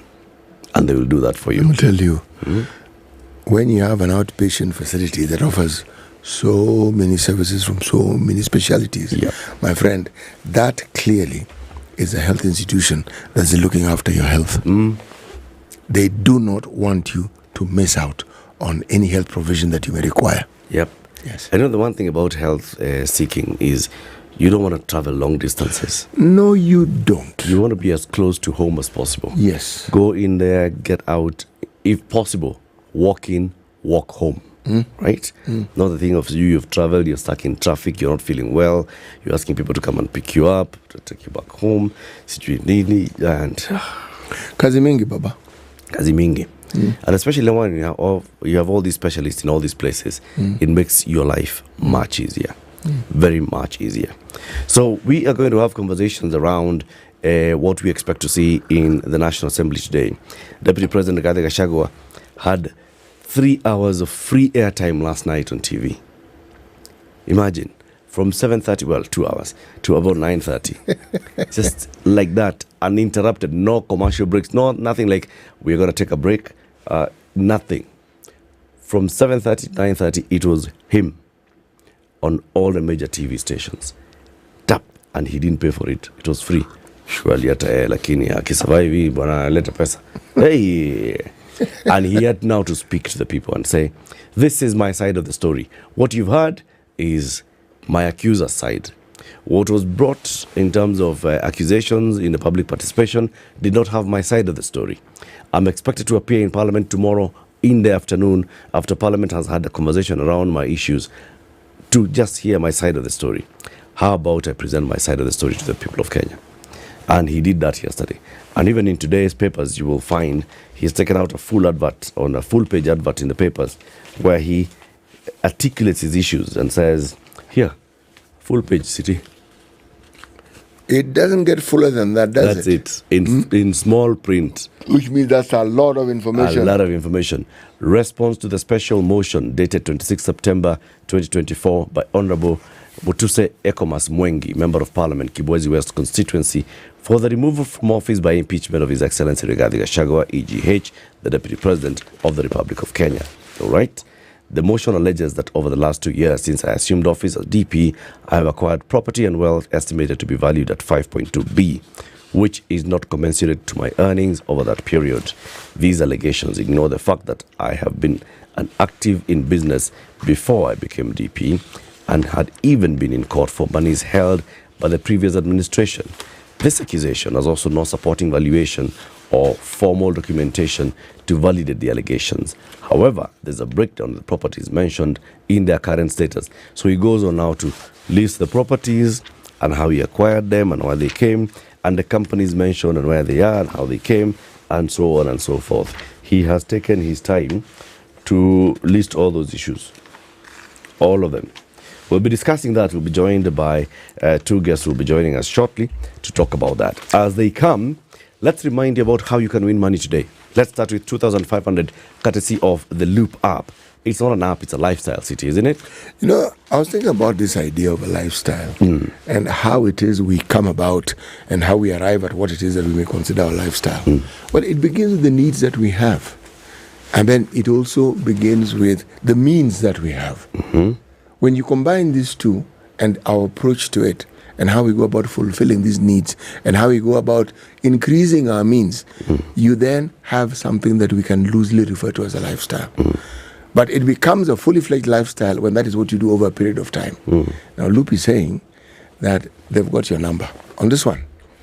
If you want to travel that journey, and you want to progress in that journey, and you want to make that journey seamless, and you want that journey bountiful, yes, download the app. Look at what the app offers you. Yes. Do what you need to do and benefit from all the facilities that Loop offers you. Because, my friend, that lifestyle of yours, not only will it be a lifestyle, it will be a continuum of a lifestyle. Kabisa. Yes. Kabisa. And that's why we're saying, if you download the Loop app today and you test it out, do some transactions. So first of all, it's very easy to register. Actually, they just take you through steps. Give us your name, your telephone number, this and so on. Email address. And they just go on, simple process of registration, which is just quick, fast. And then you verify. They send you a link onto your email that you've provided. They tell you, click on this to verify this link. After that, they tell you, all right, your account is open. Please enjoy Loop. And they even start by telling you, oh, CT, your credit facility, you can get up to this much of the unsecured loan. They already start telling you how much you can get in unsecured loans. If you now download this app and start transacting, if you send money, receive money, or link an account, or you open another sub account, open a wallet, because you can also open many wallets. Do a transaction, send us a screenshot of that transaction, and also if you can just write and tell us how easy or difficult it was for you, we could give you 2,500 shillings into your Loop account and tell you, tafadhali, endelea kuenjoy Loop. Right? This is what we're going to do. And just tell you, endelea kuenjoy Loop. The other money that we're giving away is 3,000 shillings airtime courtesy of Safaricom Home Fiber. What is that? Well, the thing about Safaricom and the services it offers, well, this has to do with what it is that you consider important as you navigate the processes of communication. Okay? Now, there's something called an all-in-one. Your all-in-one, you can actually find it. You can dial. You can option. Dial star. Yeah. 544 hash. Yes. Hiyo ukidial hiyo. Utastuka ile information utapata. On the other hand, ukiangalia package unaweza kudial star 400 hash. Hizo zote unaweza kudial. Once you've dialed those, you are then given options. Now, when you get those options, you have an opportunity to now determine what it is that you want, because that comes with a certain payment, and with that payment comes all these benefits. Yes. So two things that you talked about. You've talked about Safaricom Home Fiber, yes, which allows you to get fast internet speeds. In fact, they've increased speeds. They have said now, if you are on the bronze where you're getting 10 Mbps, now you're getting 15 Mbps for only 2,999, right? And depending on whatever package you have, we are increasing the speeds for you on the Safaricom Home Fiber. The other one that you've talked about, CT, which is also equally important, it goes very well, is the Safaricom all-in-one package. Yes. Which is now for you to call and interact and engage. If you are engaging, you want to call somebody, you don't want to get to a point where you have no airtime, you don't want to send SMS and you don't have SMS, take the all-in-one package. Pay once, 30 days, you get data, you get call time minutes, you get SMSs, and you get free WhatsApp. Hizo vitu zote. It happens. Now, City, give us the day's proverb. We continue as we look at the merits and demerits of this impeachment story by DP Gachagua. Yes. If he increases the number of his friends, he will remain with none. If he increases the number of his friends, he will remain with none. This is an interesting one. It's from Morocco, isn't it? It's from Morocco. From the Kingdom of Morocco. If he increases the number of his friends, he will remain with none. Gachagua's Gumbo. Today, the Standard gives this coverage on pages 6, 7, and 8. And let us go into those stories. The affidavits, this is what star witnesses will tell lawmakers today. So a call from the DP regarding Gachagua to secure 3.7 billion mosquito net tender from KEMSA through a proxy firm is part of the evidence against the former Madeira MP in his impeachment today in Parliament. The tender, which was irregularly awarded and led to the sacking of KEMSA bosses, was manipulated to ensure Shobika Impex Private Limited, an Indian company, won the bid in a process closely overseen by Gachagua's son, Dr. Ikuni Rigathi. Former KEMSA boss Andrew Mulo explains in the affidavit that the irregularities constrained the donor, the Global Fund, to terminate the procurement proceedings, denying Kenyans access to nets and exposing them to malaria. This is what the affidavit by Dr. Andrew Mulo will be saying.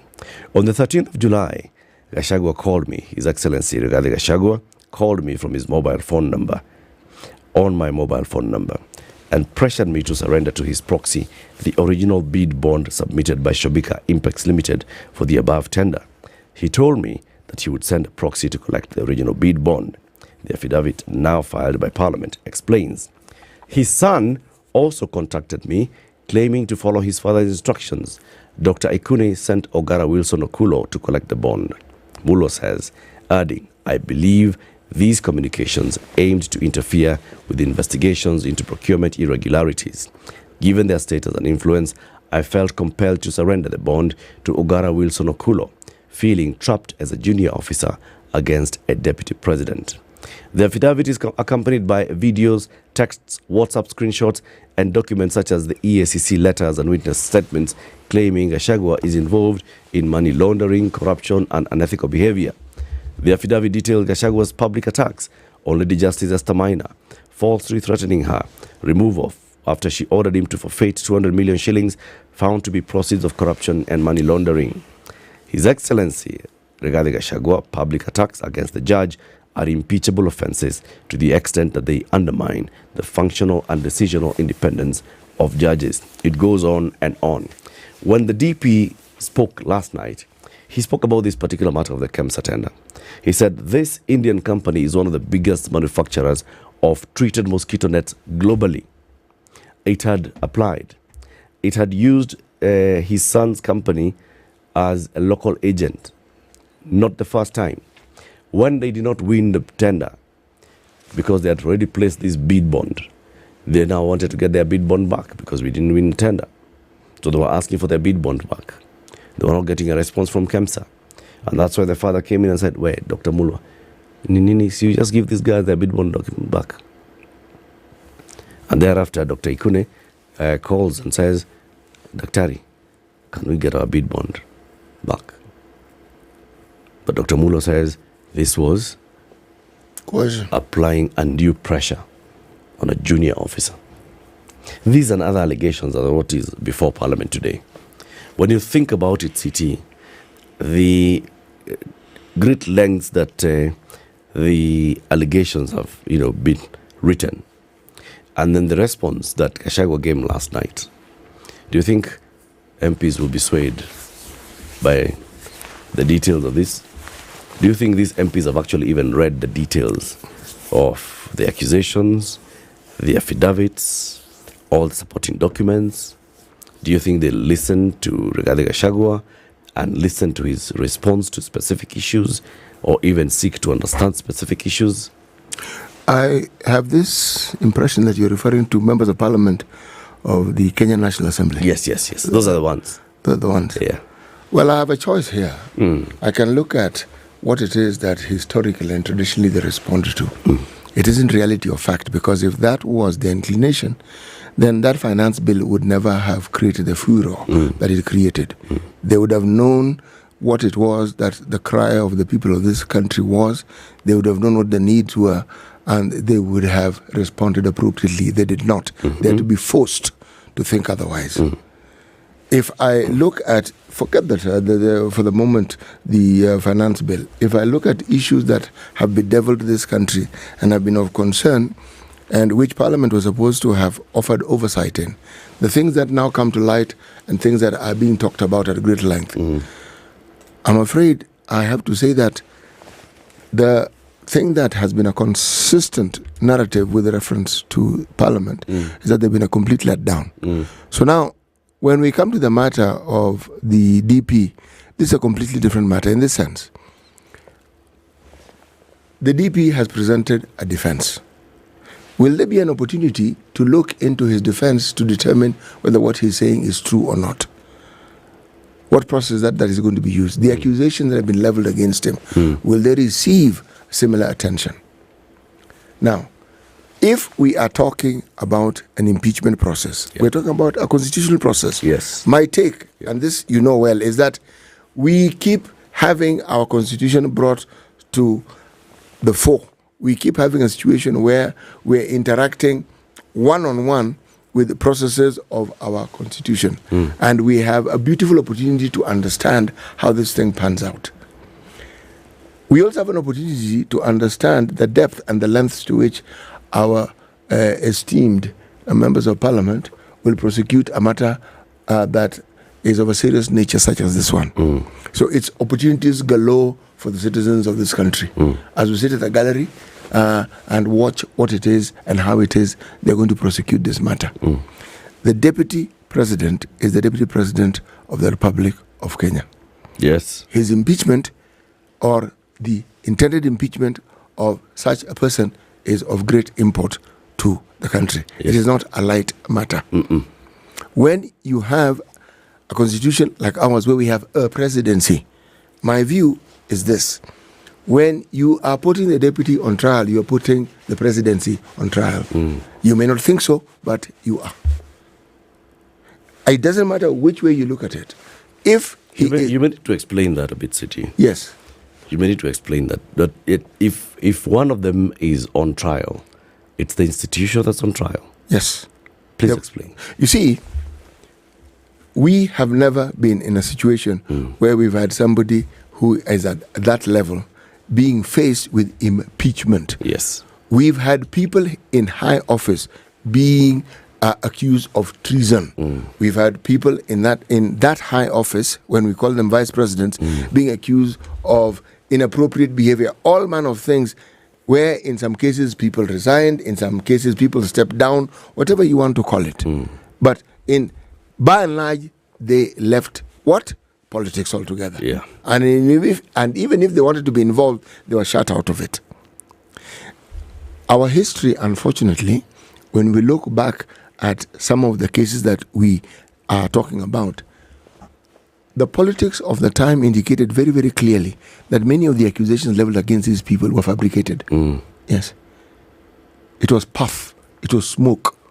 It was just, give a dog a bad name. It was just an opportunity, and whatever it is that was thrown at them, you don't have evidence of whether there was ample evidence. You had some mock issues where some people were called. You had a parliamentary thingy-majig. You had a select committee thingy-majig that came along to ask a few people questions. My friend, it was a charade, and it ended, and the person was out of office. This is the first time when this matter is not only going to politics, parliamentary politics, a nice Freudian slip there, but you have an occasion where this particular matter has been front and center for quite some time now. It has taken the attention of the entire country, and this is what people are looking at. Yeah. Now, why do I say that if the deputy president is on trial, the presidency is on trial? For a simple reason. The president and his deputy are tied at the hips. The things that the deputy president is being accused of, essentially using the influence of his office to benefit himself. Using primarily that, if you look at the summary of it, that's what it is. He has authority, he has an office, and that office has been used wrongly to acquire and accumulate wealth. That's all they are saying. Now, if we're talking about the use of office to acquire wealth, anyone who is a minister in this particular government and previous governments, when people have been given an opportunity to declare their wealth, how many of those people have had the authorities we have in this country investigate the sources of that wealth? Someone tells you they're worth 4 billion. How on earth did they arrive at 4 billion? Someone has 200 million. What did they do to have that 200 million? Somebody has 400 million, 10 million, 20 million. How? So, for this first time, we're putting in broad daylight and hanging it out to dry the details of how our deputy president acquired his wealth, isn't it? Yeah. Now, we've opened the door wide. Everybody who is in the public domain must have the same attention. That is why I'm saying, beginning with the president. What does everybody own? The things that cumulatively gives you that sum total of your wealth as we know it. How did you arrive at it? Details, please. And what have you acquired in the last 2 years? Yes, and if you don't mind, please, if that is what you are worth, Kere, tell us, have they paid the requisite taxes for these things? Yeah. Okay? And if there are agencies that deal with these things and someone is being accused, are they going to be brought into this discussion? We have an entire agency that deals with money laundering. Are they going to come in to explain to us how these things are happening? Ethics and anti-corruption, are they going to come in? Because you cannot have an accusation of someone in a high office as a deputy president, and you're saying that all the agencies that we have that deal with all these matters, they have to be involved. They have to come in and explain to us and tell us. And if they didn't know, then why don't they know? Because someone who's accusing them clearly knows. Where did they get their information from? Can it be verified? My friend, it is a two-way street. I do not know whether, you've heard me say this, so let me say it out again. Say it. I do not know whether those who began this understand what they've set in motion. This is a double-edged sword. Every parliamentarian in this country may not realize it, but that line is being, as you're shining that light on the deputy president, you're shining it on yourself. You know, as we talk about all these things, and we keep asking this question all the time. Yes. So this is a matter that our representatives have decided because it is their own move. It's a move of members of parliament. It's not a move of the executive. It's not a move of a citizen. It's not a citizen who went to parliament and petitioned parliament to start impeachment proceedings against the deputy president. No. It is not the president who asked parliament to start impeachment proceedings against his deputy. No. It is our representatives, members of parliament, led by, we are made to believe, Mwenge Mutuse, and supported by over 190 others, who said this matter is so grave that we need to stop everything else we are doing to address it. Okay? Now, the expectation would be that if our members of parliament have suddenly become so conscientious in the, in their duty, in the pursuit, yes, as they perform the job of oversight, they have conscientiously gotten to a level where they can now look at a deputy president and see this deputy president has done things that are against the constitution, has breached law, has done ABCD. If they've got to that level, then you expect that they have actually sat down and looked at the grounds and internalized the grounds, and they have convinced themselves that, yes, I am signing for the impeachment motion.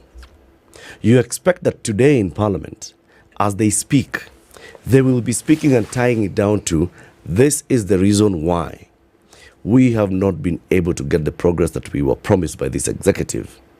We have not been able to get these things going because this deputy president is not doing his job. And that's why we as Parliament, with the powers that we've been given by the Constitution, want to remove him from office by impeachment. You expect that they're actually going to take their time and argue this case out. That is the expectation. Something this grave, I expect nothing less. Yes. That this is something that is so big that they had to actually spend money from their budget to go across the country in 47 centers and then the second day in 290 centers to engage with citizens on this one matter and not want to listen to anything else about emerging issues. When they went to the people on the ground, the people told them, by the way, we have an issue with health. The MP said, forget about health. First tell us about DP. The people told them, we have issues with children going to school. They said, forget about children going to school, but let's talk about DP. The people told them, we have issues with agriculture and food security and getting just support for us in our farms. The MPs told them, forget about that for now. Let's talk about the DP. That Parliament was convinced that this is the one issue they want to set aside everything for to address, you want to expect that the 349 members of that National Assembly are actually going to immerse themselves into this and move in a manner that shows that they are doing their job conscientiously. Anything else, it's the same old 13th Parliament. Many of them are carryovers from the 12th Parliament, which was a failure. Others are carryovers from the 11th Parliament, which was just a lapdog of the Jubilee administration. Same nonsense. You know, Eric, when you are there and the powers you have are delegated to you, it appears that our members of parliament are defining delegation and they are inversing it. It is them who seem to be delegating powers to us when they see fit, and it is them who seem to be the people who determine what it is that happens. It appears that our members of parliament believe that they are the sovereign. You see, it cannot be that you are being told, and you are being told clearly, whether it is Bomas, whether it is where, what the people consider to be of importance to them, or if important. You are being told clearly. It is not that they don't understand what it is you're asking them. They do. They do. They get you. But they're telling you, we've heard you, but the things that we consider important are these. What it also means is that they don't consider that impeachment to be the most important thing for them. That's what they're telling you. But you refuse to hear. Because if they heard, they would have known, guys, this matter, much as we think it's a grave matter, the citizenry don't think it's that grave a matter. They have other graver issues. Or even come out and explain and say, you see all those issues that you're telling us, our fellow Kenyans, the issue that you're raising about health, this is how it's connected to the matter of impeachment of the Deputy President. You see the issue that you're telling us about, questioning about Adani and the deal with the airport, and this is how it connects to the Deputy President. Sham. This is how it is connected to the Deputy President. Then now you walk with the people and they can say, we understand why you brought this matter to us. Now we can see. Yes. Now we can see. Kumbe, with this one, you are going to hit so many birds with this one stone. We get it. Kumbe. We get it. Now we can get it. But is that really the case? Is that the case? The answer is a resounding no. 22 minutes to 8. Let's take a break. Take a look at the traffic and weather. And as we do that, there's something we want to do. Remember our friends at Kemry Welcome Trust? Yes. And they do some wonderful, wonderful research in healthcare. There's Kenya Medical Research Institute, supported by Welcome Trust. Yes. And they have been doing this work for a long time, and we've been talking about it. So now what they want to do is they want to engage with our listeners. Now that we've talked about the work that Kemry Welcome Trust does, we brought in several researchers here, and they've told us about the work that they're doing when it comes to malaria, when it comes to other ailments across the country. What is it that you understand about the Kemry Welcome Trust? How would you like them to communicate with you better, to engage with the public better? And so they would like to meet with you, the Kemry Welcome Trust doctors, as our audience for SpiceFM. What I'd like you to do, please go to our Twitter handle or Facebook and just DM us your details. Just give us your name and your phone number. We're going to call you and give you the invitation for you to come and sit with us and have some fun, engage with the researchers at Kemry Welcome Trust, get to understand more about what they do, and also tell them what you think about the work that they do. That's Kemry Welcome Trust and SpiceFM. This is the Situation Room, the only way to start your unbeatable deals at Peppino's Pizza, Kimathi Street. Get this. 2 large pizzas plus a 1.25-liter soda for just 1,500 Kenya shillings, or 2 medium pizzas and a 1.25-liter soda for just 1,200 Kenya shillings. Available every Tuesday and Thursday. Chicken lovers, we got you covered too. Enjoy 2 crispy chicken pieces, chips, and a 350 ml soda for just 500 shillings. Call 0728-261-875 or order online at peppinospizza.co.ke. pepinospizza.ke. Join us for mouth-watering treats all month long. #Pepino's Pizza at 8. Hii September, endelea kufurahia na Star Times. Renew your subscription today on the basic bouquet for 750 shillings for aerial decoders. Enjoy lots of fun and adventures on our kiddie channels. Let your favorite stars make your heart flutter on our world-class telenovelas. Renew your subscription on the Smart Bouquet for 1,199 shillings for satellite decoders for unmissable football action on the Carabao Cup, Saudi League, La Liga, and the Bundesliga. Music, movies, documentaries, and lifestyle channels. Download Star Times on app today on Google Play Store or the Apple Store to never miss a moment of your favorite shows. Star Times. Enjoy digital life. The weather with Spice FM. We're going to have a cloudy day today in Nairobi, highs of 25. Later, Mombasa sunny at 31, Malindi sunny at 30, highs of 30 and lows of 24. Kisumu City, cloudy morning, but it's going to be highs of 29 and lows of 19. It's going to be clear skies in Nyeri today at 25 highs and lows of 15. Nakuru City, 26 highs and lows of 12. Kakamega, cloudy, highs of 28 and lows of 15. Eldoret, highs of 24 and lows of 11. In Kampala, highs of 27, lows of 16. Lagos, highs of 31 and lows of 25. Johannesburg, highs of 24, lows of 11. Kinshasa, highs 32, lows 22. Mogadishu, highs 31, lows 25. Addis Ababa, 22 highs, lows of 10. Dar es Salaam, highs of 30, lows of 24. And France, 19 and lows of 14. Highs of 23 in Beijing, lows of 11. London, mostly cloudy, highs of 18, lows of 13. And New York, highs of 23, lows of 11. 3, 2. Everybody, welcome to Kenya's biggest conversation. Heri Latifa, Muga, Madam Du, nimesalamia wote sana. Tumepokea salamu, asante sana. Hapa Garissa today the weather is very good, only that baridi inatupeleka mbio sana. Sasa baridi ni degree ngapi hapo? Hata sijui lakini madam tunakauka sana. If you want to follow the money trail, you've got to think like a thief to be able to catch that thief. A slap from a friend is better than a kiss from an enemy. You remember the kiss of Judas Iscariot? Iscariot. Yes. Is the one that imetuweka kwa hii mashida yote na mataabu kwa sababu of that kiss. Yet the slap of Jesus Christ when he slapped those guys wenye walikuwa wanauza mboga ndani ya kanisa took them together. The Situation Room, Kenya's biggest conversation.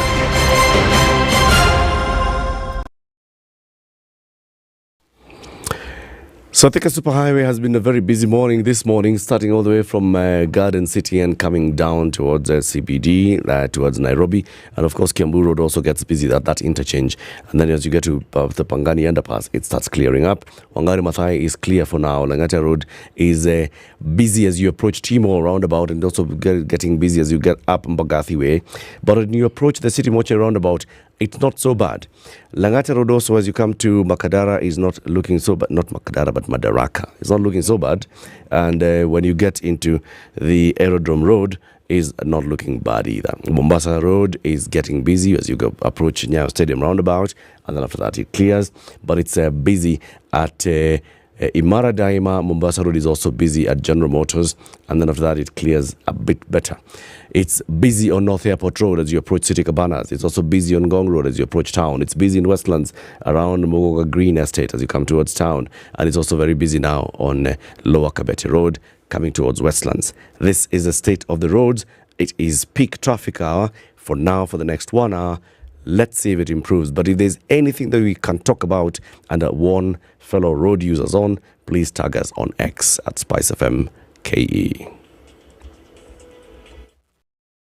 Mature, intelligent talk every morning. Spice up yourself.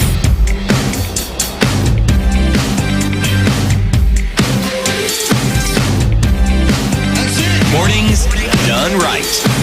94.4 Spice FM, Nairobi. I want to hear from you as well. The question we are asking ourselves this morning with City here is, are our members of parliament actually going to do this job of impeachment based on principle and doing their job, as members of parliament and their job as oversight?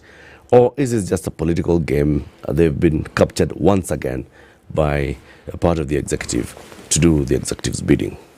That's a question we're asking. Let's hear from you. Do you think MPs will be voting on the matter of impeaching the Deputy President as a matter of principle, on grounds that hold water, that they'll be convinced, they'll have read and gone through this and convinced themselves that yes, there are grounds, or no, there are no grounds, or they'll vote no, or are they just going to be playing politics on this particular matter? We've seen this kind of thing before. When bills come to Parliament and MPs later come and tell us, that document was too long. We didn't read the whole thing, it was too much. Do you think, CT, I want to ask you again, do you think the 349 MPs have all read this contents of the impeachment motion? No, don't even go for that. Back to front, internalize the details? No. Let's explain why we say 349. 290 elected in constituencies. Ongeza 47 women reps. Ongeza 12 nominated to represent persons with disability, youth, and marginalized. Right? Total 349. That entire House of Parliament, do you think all those MPs have actually looked at Mwanga Mutuse's documents and gone through them with a fine-tooth comb and asked themselves the questions? No, they haven't. So what is this? Is there a committee that was set up to look into these matters and debate it? Because the functions of Parliament, we understand, usually is through committees. Was there a specific committee that was set up to actually look at these things? Because the smaller group tends to work better. Other members are allowed to read it, but they would then come up and say, guys, this is what we have looked at and this is what... That gives you a guarantee that this thing was actually looked at with a fine-tooth comb. But that didn't happen, did it? Or did it happen and we don't know? No, it didn't. You see, everything about the impeachment, whether it is that Mutuse had his facts right, all his ducks were in a row, he understood what he was saying. My argument is this.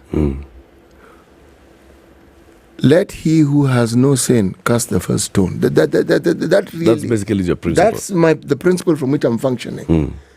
This Parliament is not worthy to try this person who happens to be our Deputy President. What gives them the moral authority to try or to determine the fate of somebody who represents, according to them, if he's coming before them, the very things that we have found reprehensive about our Parliament? It's to understand it. Let us say, for instance, there was a big issue around, say, a murder case, and you have a judge, or is it a three-judge bench? Yes, a three-judge bench. Yes. And they are hearing this issue. And at some point in their history, each of these judges has had a case that touched on them personally about murder. Do you really think you will feel comfortable with these people judging such a case? Something that simple. You'd say, don't you have other judges who can look at people who don't have any history of this thing behind them? It's not complicated. This Parliament is tainted. There'll be individuals whom you can point to and say, this individual has tried their very best to uphold that which they took an oath to. But very many others, and they have to constitute a majority, because if it didn't, then some of the things that have gone through Parliament would never have gone through. Yeah. It's not really complicated. How is it that they are the ones who are being asked to determine an issue this serious about somebody who they're claiming is tainted? How? You don't think so? 0719-012-600. Please call in. Let's have this conversation with you, right? In terms of what level of confidence do you have in members of Parliament actually doing their job this afternoon in Parliament? And even if it goes to the Senate, what level of confidence do you have that the senators will actually be doing their job and interrogating? Because the proper hearing happens in the Senate. Yes. If the National Assembly impeaches him, it goes to the Senate. The trial goes there. That's where they ask the questions. That's where they want to look at the details. That's where they want to look at the merits and demerits of the grounds that have been brought before him. And it will be the National Assembly versus Rigathi Gachagua in the Senate. Okay? Do you think the Senate will actually be asking the questions to the National Assembly? You voted to impeach him. What are your grounds? You, Deputy President, how do you respond? Some of these things we can argue that we will wait to see, but I am actually not waiting to see on certain matters for a simple reason.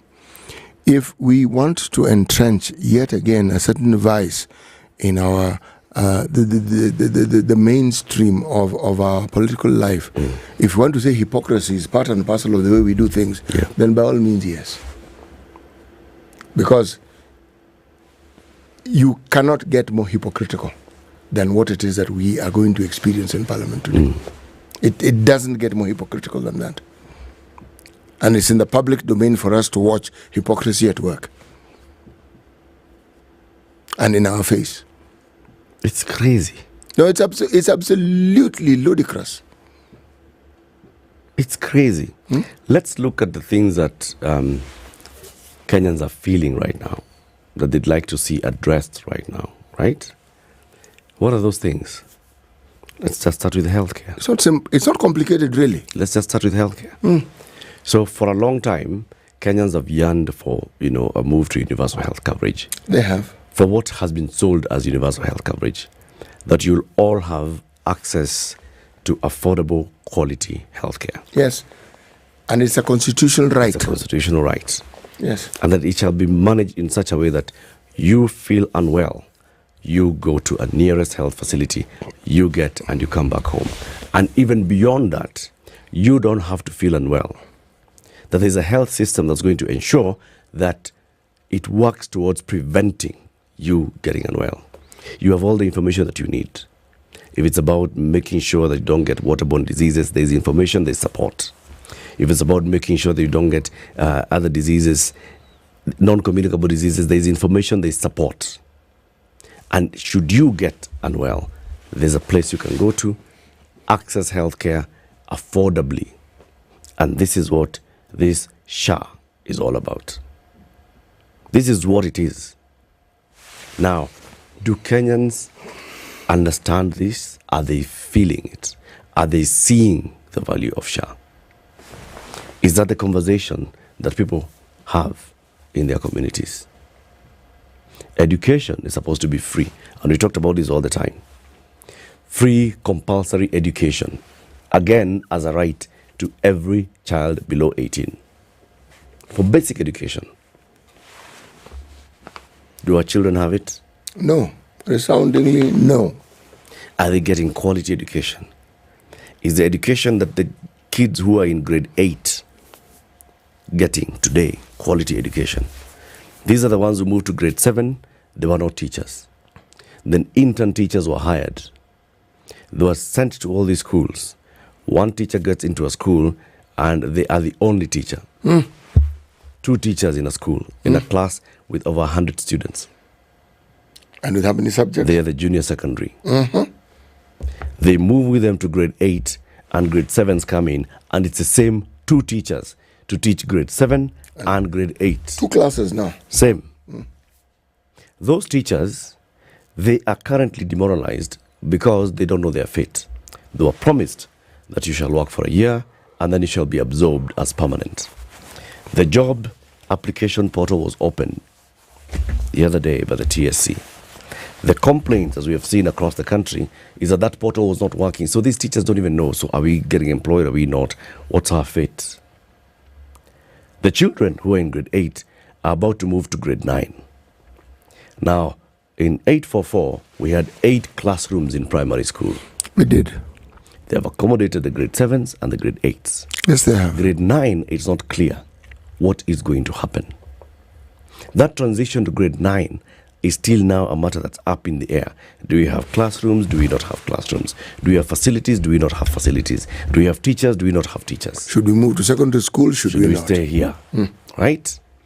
That transition is still not clear. And even beyond that transition to now to grade 10, where you start going toward your pathways, whether it's STEM or arts, it's not clear. Are these guinea pig children who are now currently in grade 8 continuing to be guinea pigs into 9, into 10? Is this a conversation that we should be having across all the 290 constituencies countrywide today? Or is it this one? And we have an entire ministry whose duty is to ensure that all these things we're saying here work, and yet this is still a matter that is at the discussion phase with no clear light at the end of this particular term. Yep. And Parliament has never found it fit to make this thing an important issue that should be discussed in each and every county in this country. And we have even called it out here and said, I think we should stop everything else right now in this country and address our education. Please. We are spending over 1 trillion shillings, pumping it into education. Yes. Are we getting 1 trillion shilling worth of value from this thing that we are putting money into? It's over 1 trillion. If you think about the high budgets of over 700 billion shillings allocated in budget, if you think about the amount of money that goes into bursaries from MP to governor to blah, blah, blah, if you think about the money that goes out of pocket into education, basic education, just primary and secondary, it's over 1 trillion shillings. Are we getting value out of this thing? We definitely are not, because if we were, we wouldn't be having this discussion in the fashion and manner that we're having it right now. Our members of parliament have never found it fit to stop everything and say, let's discuss education. Even when that chaos moves into post-secondary education, into TVETs, into universities, when our universities were collapsing because they have no money, our parliament, 11th, 12th, 13th, have never found it fit to discuss that matter as a matter of urgency and say, what is happening to our universities? No, they haven't. And even right now, we have a serious problem with the teaching staff, with other staff members in our public universities. And the problem continues and is getting to a point where learning is not going to take place in very many of these institutions. Now, all these things, whether it is primary, whether it is secondary, university, what you then do is you place a very heavy burden on the parents. Because what are they to do with their children? Yep. They are people who earn a salary. That's why they are called public servants, to ensure that these things work. They are not working. So then what do we do? Now, the people who are supposed to oversight all these matters and ensure that things are running smoothly do not consider that these things are of adequate importance for them to make them a priority. Yep. But now they're telling us that this impeachment is of utmost priority to the whole nation. Can you tie this impeachment to the matters we've just raised and how it is they're related? How will the impeachment of the deputy president suddenly fix the education sector? How will it fix it? I wonder. He's impeached. I wonder. Will we suddenly have clarity as to how it is the learning process of our children in primary schools, children in secondary schools, young adults in the universities, will it suddenly improve? I wonder. My Lord, I wonder. In this matter that relates to the Social Health Authority and the services it's supposed to provide, will we suddenly have a situation where it's working seamlessly? It will not. As you heard from the SHA chairman yesterday, first of all, right? The budgetary allocation for those two other arms, the primary healthcare fund and the chronic critical and emergency chronic critical critical illness fund, yes. That one, they have not gotten sufficient budgetary allocation. No, they don't. They are hoping to get more money, but they don't. Yes. You are rolling out a thing where you're telling people, go to level 2, you'll go home free. But there's no money to finance that. And MPs will go to their people and tell them, sasa tumetengeneza mambo ya afya. Go to level 2, go back home free.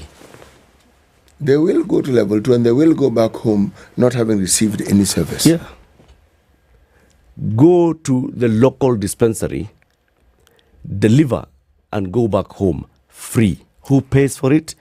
The National Treasury. Does it have money? No, it doesn't. Get involved in an accident. Be taken to any facility. You will be received, you will be treated, you will go home free. Who will pay for it? The National Treasury. Do they have money? They don't. we have non-communicable diseases which are on an increase in the country. People will be requiring health treatment for these ailments. Spice up your life. The fund that is supposed to take care of this is inadequate. How will people seeking assistance for their ailments be able to actually get the help that is mandatory for them? And our members of parliament make a budget. They do. They are the ones who allocate the insufficient funds to these kitties. Because this is a budget-making parliament. Yes. Yes. News time, it's 8 a.m. It's now 8 o'clock with Safaricom. Go monthly with an all-in-one bundle and enjoy convenience and value with Safaricom. For just 2,000 bob a month, enjoy 17 GB data, 1,000 minutes, 2,000 SMSs, and free WhatsApp. Go monthly. Dial star 544 hash and select Go monthly. Safaricom is for you.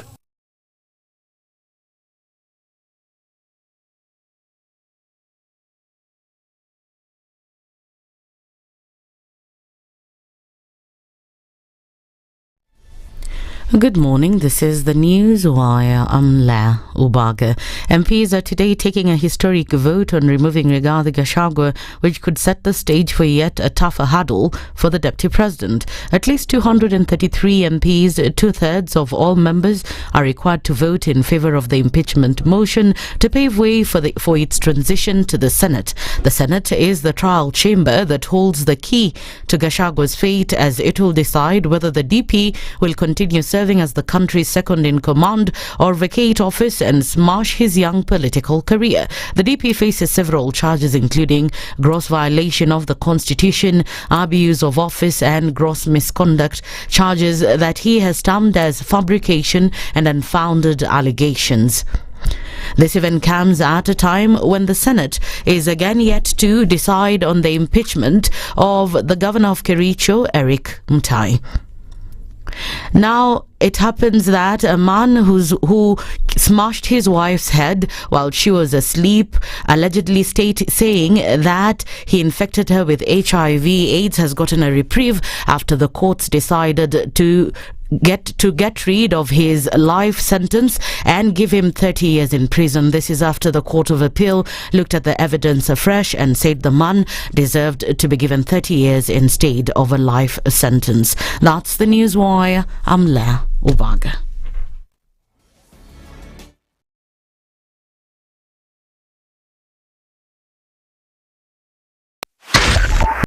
.5 Spice FM, Kisumu.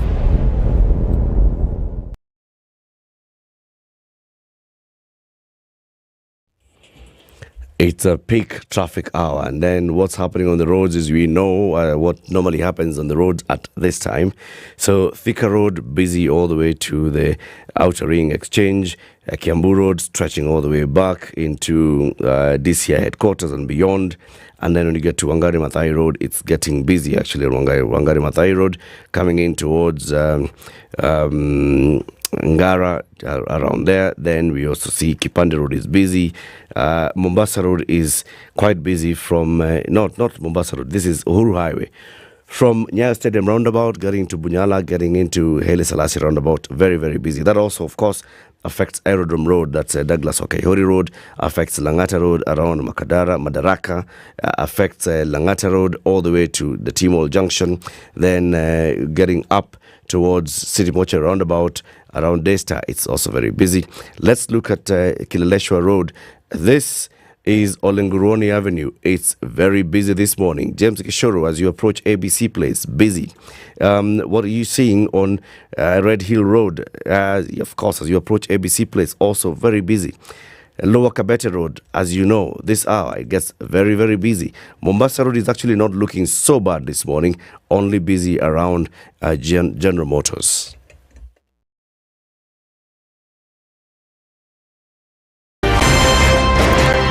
One of the things that are ailing our country is negative ethnicity.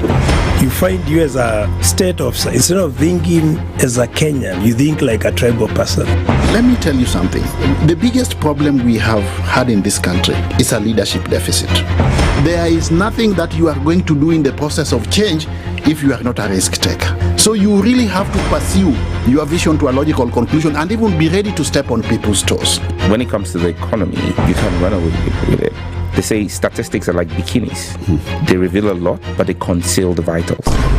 And so government people would throw statistics at you and tell you they're revealing a lot of information to you, but it's really concealing the real vitals. We need to get out of that, because when we want to grow our democracy, one basic thing that really requires to be understood by the political class, by all of us, is institutions are critical. This is the Situation Room, the only way to start your day.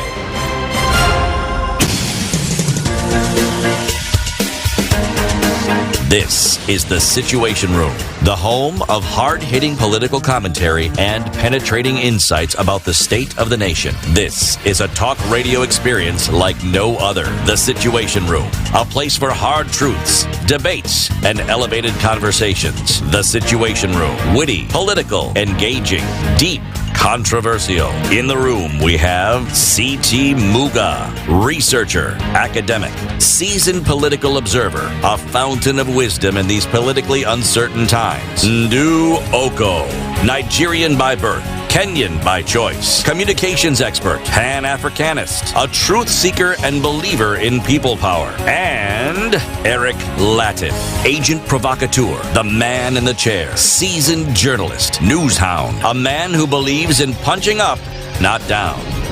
This is the Situation. 6 minutes after 8. How are you doing? Kenya's biggest conversation. Getting on to the third hour this morning. We are continuing our conversations on everything else that we've been talking about, okay?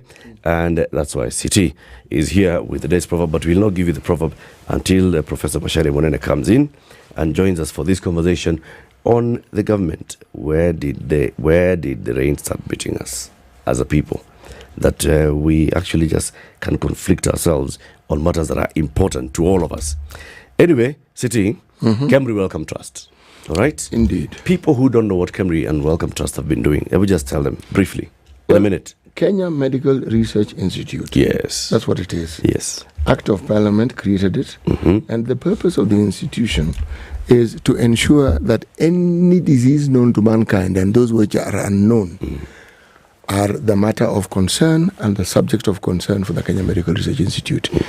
Kemry Welcome Trust is a collaboration between Kenya Medical Research Institute and the Welcome Trust Fund. Yes. Foundation, rather, not fund, foundation. Foundation. Yes.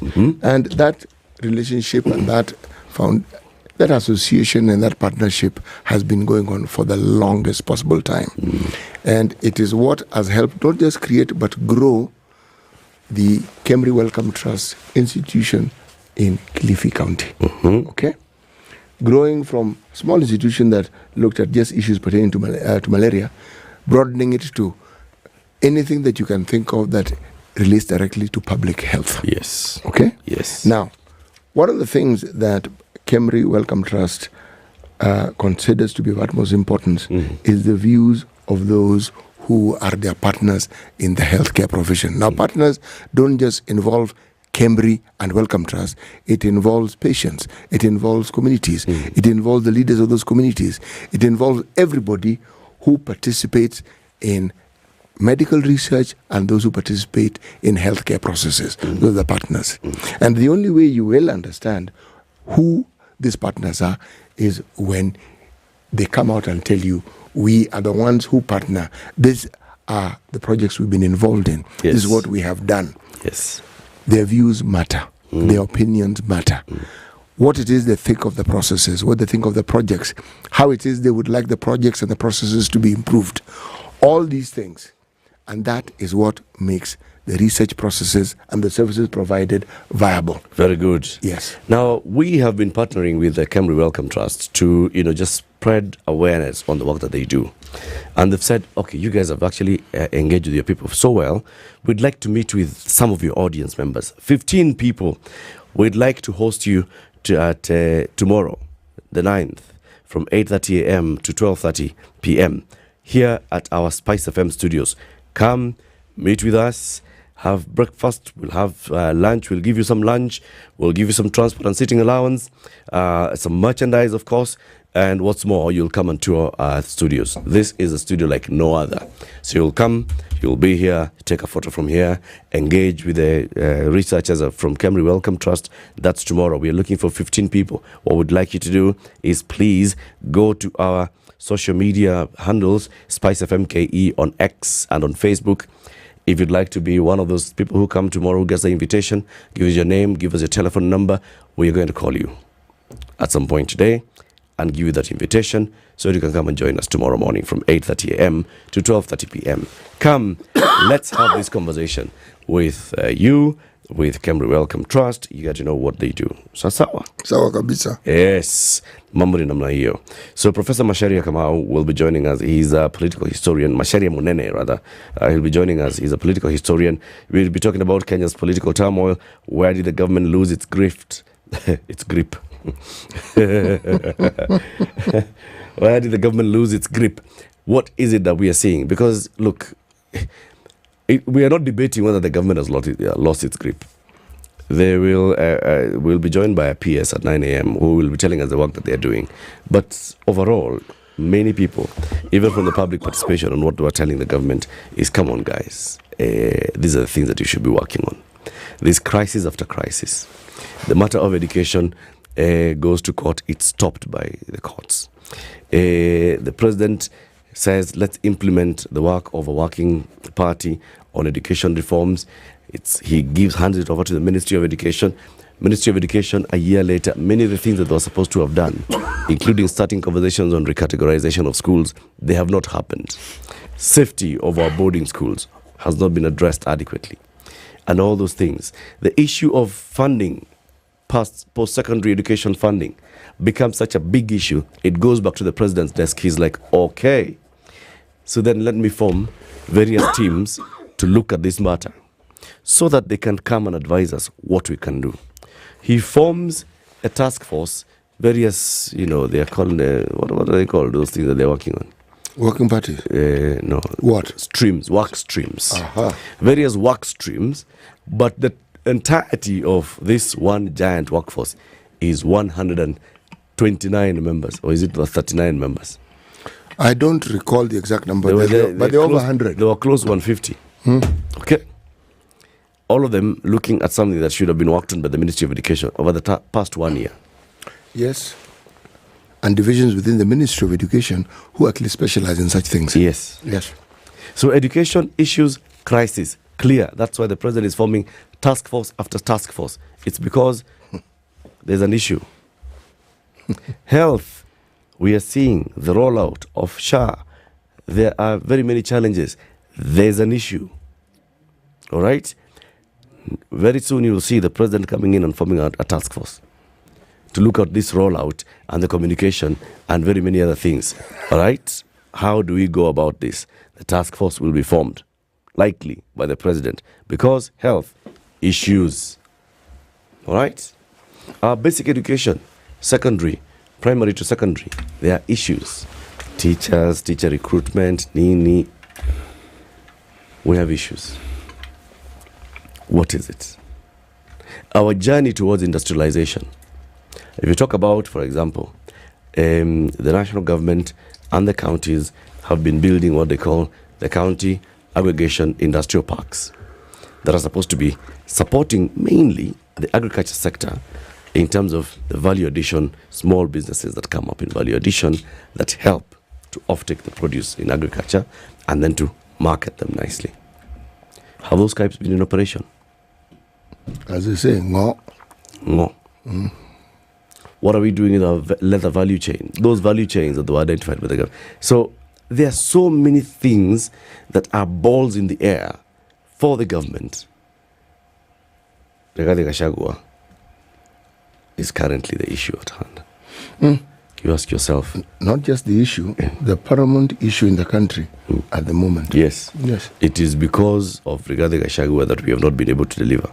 Rigathi Gachagua himself, speaking yesterday, as the sitting deputy president, says, the economy of Kenya was working when Kibaki was president. That's when he made his wealth. And he's the deputy president. He's the deputy president. So inadvertently, he has told us that the economy is not working under this administration where I'm deputy president. Yes. And even in the previous one, where I was a member of parliament, it was not working. All right. Kenya. Kenya. The very same Kenya. Professor Mashari Monene is our guest. He's a political historian. Good morning, Prof. Good morning to you. How are you doing? So far, so good. Yeah, so far, so good. So good, yes. Good to see you here. With you, yeah. Good to see you here. Happy to have you here. That's the hot seat of the Situation Room. Yes. How does it feel? Comfortable? I have heard about the Situation Room. Yeah, very good. Yeah. Here you are. Yes. Here you are. We've longed to have you here. Thank you very much. We are glad to have you here. Yes. As we welcome you, I want to tell you about something. Okay. You know, nowadays, Prof, you no longer wake up to go to class to teach. You do other things quietly. Even when you're helping your students, you help them sometimes in the comfort of your home because you have internet. Yes. You and 500,000 other Kenyans are most likely a customer of Safaricom Home Fiber. Right? No. Safaricom Home Fiber, I'll tell you about the 500,000 others who are customers of Safaricom Home Fiber. Work from home, maybe your students, huh? Yes. They do their work, they send it to you. You look at it, you mark it, and they're able to access internet easily. Yes. What has happened in the those 10 years that we've had this expansion in fiber optic cable in the country is life has been made easier. Safaricom Home Fiber is the market leader on this, and they are saying now we're even increasing our speeds. To people who have been using Safaricom Home Fiber, we're increasing speeds. You've been getting 10 Mbps, we're giving you 20 Mbps. If you've been on the silver package where you're getting, you're getting 10 Mbps, now you're getting 15. If you've been on silver where you're getting 20, now you're getting 30 Mbps. If you're on gold where you're getting 40, you're getting double, 80 Mbps. If you're on diamond where you're getting 100 Mbps, now you're getting 500 Mbps. This is a small institution, right? Yeah. For only 12,499. 500 Mbps of speeds. Now, this is something good. Yeah. Do you agree? It is. Yeah, Safaricom have told us to pass on the message to people like Professor Mashari. It will be well received in many places. Yes, it is. Especially in the rural areas. Very good. Where it is needed. Yes. And we are encouraging people, please sign up. And if you sign up today, just by dialing *400# and you send us a screenshot that you've signed up, or you recently renewed your subscription, we can give you 3,000 bob worth of airtime, which you can use to pay for your next subscription. Just send it to us, SpiceFM KE, on X or on Facebook as a screenshot. City, why don't you give Prof the day's proverb? So, Prof, this is what happens. Yes. City goes to an African country for a week, brings us proverbs from that country, and every day he has a different proverb. Now, the job of our guest is to listen to City's proverb and give us his interpretation of it. This week, City, you are in? We're in the Kingdom of Morocco. Yes. You told us the name of the king.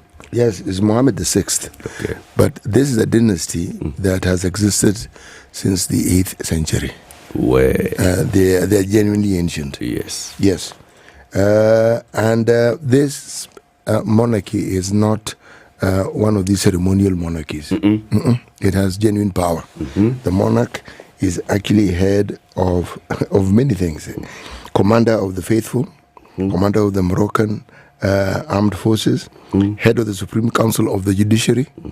So now that tells you that this particular monarch is in charge, full charge of the country. It's like you almost can't twitch without his say. Yes, yeah. Okay, the proverb. If he increases the number of his friends, he will remain with none. If he increases the number of his friends, he will remain with none. Yes. Prof, what's your interpretation? Should be careful who he picks as friends. They'll be busy undermining him. And it's impossible to have everybody as a friend. Just some limited people. Even the limited ones, you need to watch them out. They could be just sycophants. Watch who you pick as a friend. Yes. I'm sure Rigathi Gachagua will agree. Yes. If only he had listened before. If only he had listened. So, Prof. Yes. As you were coming in the previous hour, we were asking ourselves, number one, this is a big day. Everybody's saying ready for Tuesday. Yes. Because for the first time, we're going to see the Constitution in operation when it comes to the office of the Deputy President, the presidency, basically. Yeah. We have seen impeachments of governors and deputy governors. Now we are seeing impeachment in the presidency. And it happens in the National Assembly, and then it moves to the Senate again, just like in the county governments. In this particular case, the MP who's leading this, MP Mutuse, has prepared a proper dossier of the grounds for impeachment of the Deputy President. The Deputy President responded to this yesterday, and he is going to appear in Parliament today.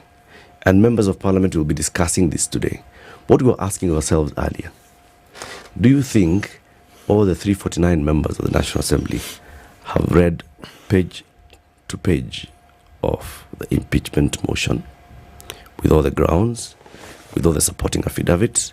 They have internalized it, and that they will be sitting in that Parliament today discussing something that they know? The answer is no. Why? They usually don't read. And later on, they tell us they were not even aware of what they were doing. so from their own mouths. So a few of them have read. I give them that credit. But most of them have not read. And if they've read, they just perused, and they have not internalized. And if they have not internalized, they are not in a position to make intelligent decisions. And that now it turns out that the way these MPs make their decisions is based on four factors. One is general ignorance, because they don't pay attention. Remember when we were passing a finance bill? Yes. One of them told us that he was asleep. Then he had his name mentioned, and he said yes. so now they give him credit. Just woke up and say yes. Yes. So there are many who do that. Two, there are some who genuinely believe what they are doing. They are conscious. They are not very many, but they are there. Three, there are those who are bribed. So they get 2 million, 200,000, or 10,000 in an envelope in a toilet or whatever. They have been bribed. And then they come later and tell us that they were bribed. Four, they are scared. What are they scared of? Fear. That if they don't vote the way they are told, some people might follow them. And there are various ways of being followed. Yes.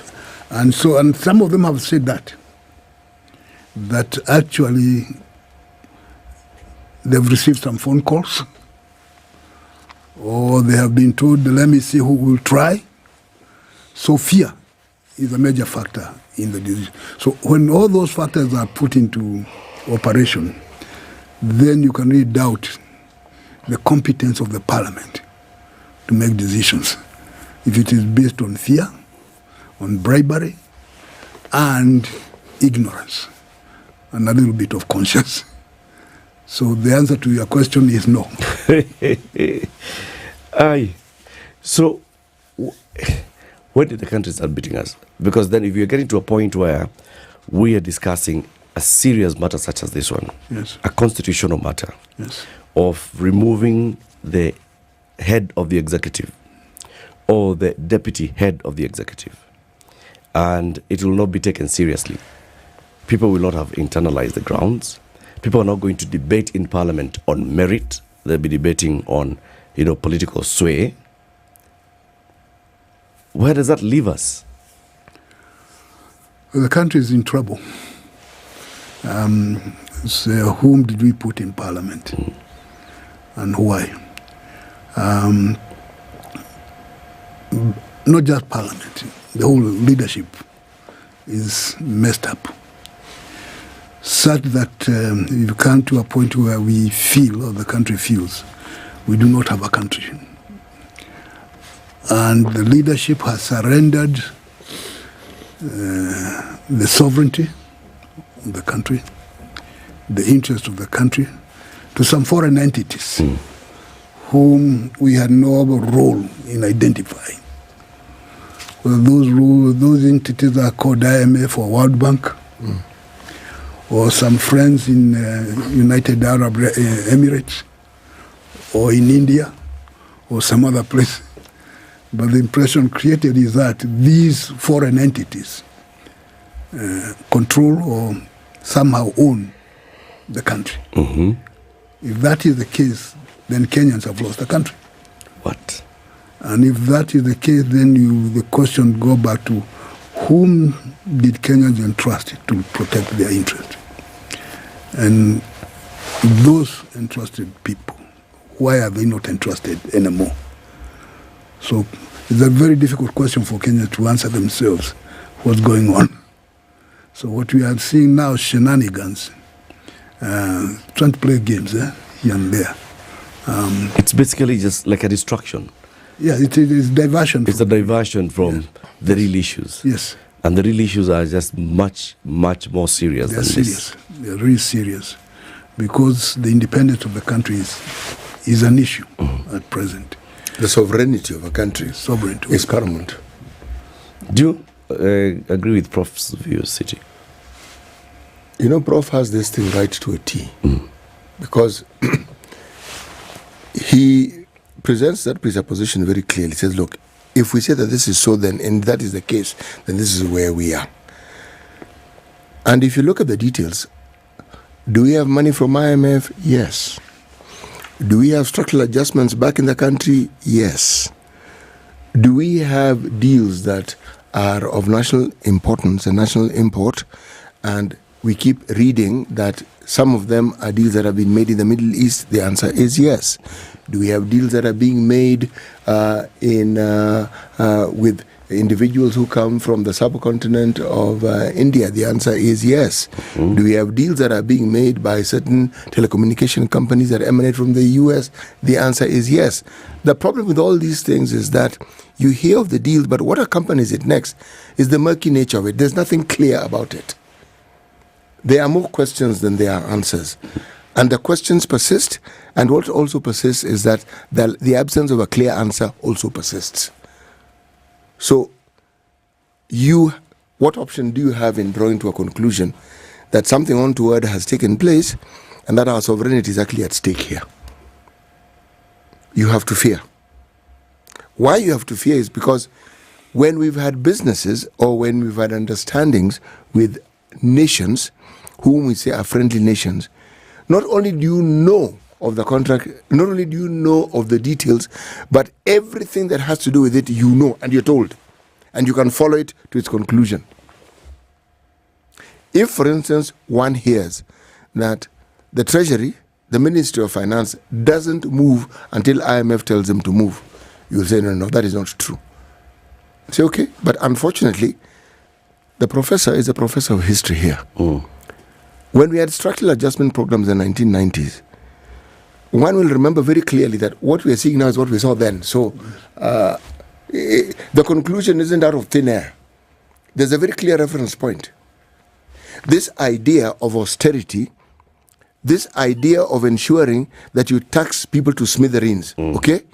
And yet, the austerity philosophy and thinking has been debunked. Even the research around it has been debunked by people who understand these things better.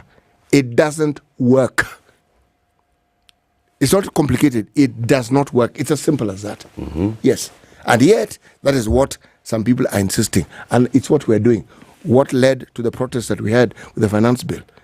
Because that was the austerity measures being operationalized. This is what we are seeing. Yes, that's what we're seeing. And the pushback with the, delayed meetings with further meetings with IMF was on the same. Yes. That, you still need to raise revenue. Yes. Fine, your sovereign said that they do not want to raise, they were opposed to the proposal to raise an extra 349 billion shillings, but you have to raise. You have to find ways of raising this money.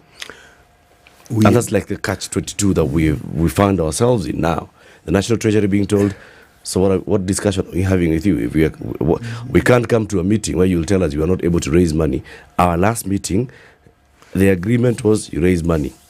Agenda item number 1, confirmation of minutes of the last meeting. Okay. Number 2, matters arising. You are to raise more money. Yeah. Then you say, we did not raise more money. Meeting is over. See, one of the challenges that comes up, the IMF and the World Bank, they are doing their job. That's why they are there, to fix you, not to help you. And the challenge then is on the Kenyan side. Whom do we send there?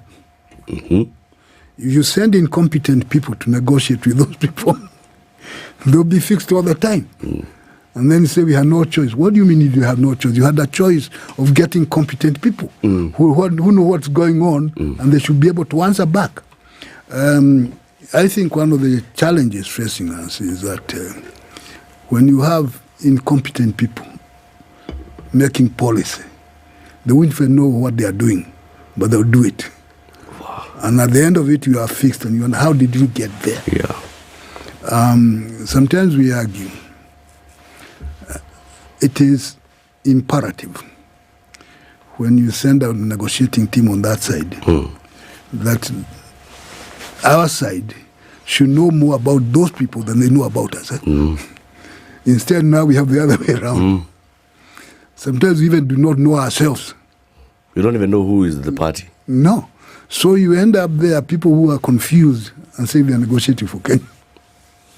And so they end up signing things, but they themselves are comfortable in their pockets. Yes. And after that, they don't care. Yes. And that's what the mistake is. So even the Adani thing, of course, Adani is the business of whatever doing, whatever it is. But who is it that fixed Kenya, or tried to fix Kenya in that? It boils down to incompetence. The people on our side. Yes. And so because they are that incompetent, they then surrender our sovereignty because they don't care. If it could be done, maybe require that anyone who gets into a high position, whether elected or appointed, goes to maybe the National Defense College for 3 months to be drilled on national interest and what it means. I have sat in a place once, and I had a very high-ranking officer confess he actually did not understand Kenya's national interest. Now, and we were sitting there saying, wait a minute, and what is he doing in that position? He was in a serious policy-making position. And he was saying? No, he admitted he didn't understand some of this. Yeah. And that's where the problem is. We have somehow thrown merit and competence out of the window. And when you glorify incompetence, which then glorifies corruption.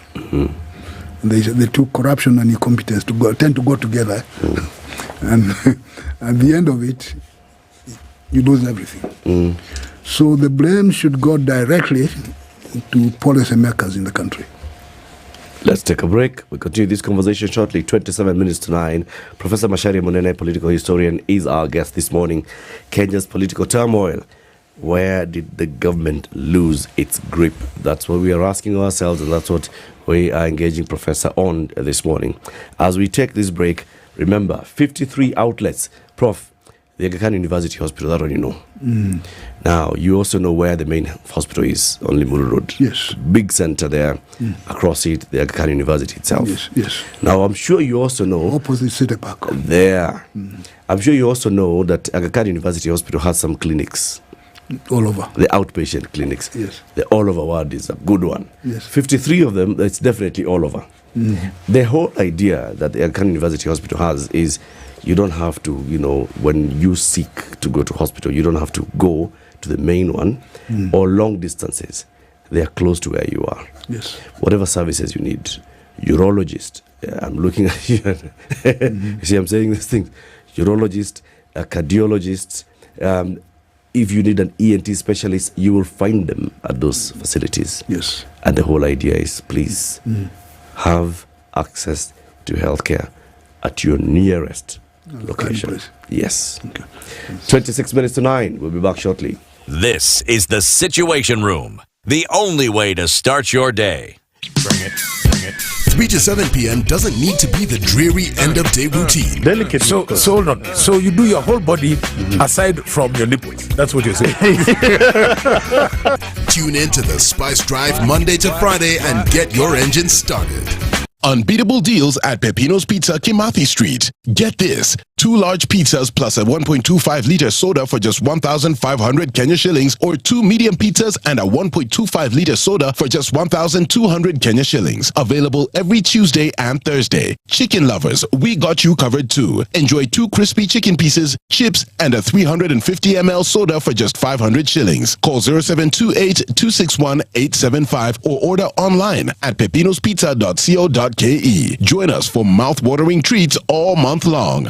Peppino's Pizza. Save money on your rising electricity bill with StarTime Solar Home Solution. We offer a complete home and commercial energy saving system that includes solar panels with 15-year warranty, lithium battery with 10 years warranty, and an inverter with 5 years warranty. StarTime Solar Home Solution is efficient, reliable, and safe to power essential appliances, complete home lighting, refrigerators, air conditioners, washing machines, microwaves, iron box, instant shower, and entertainment devices, television, computers, Wi-Fi, and so much more. Say yes to reduced electricity bills and call us today on 0719 077 777 and get started on your green energy journey today. StarTime Solar. Power your life.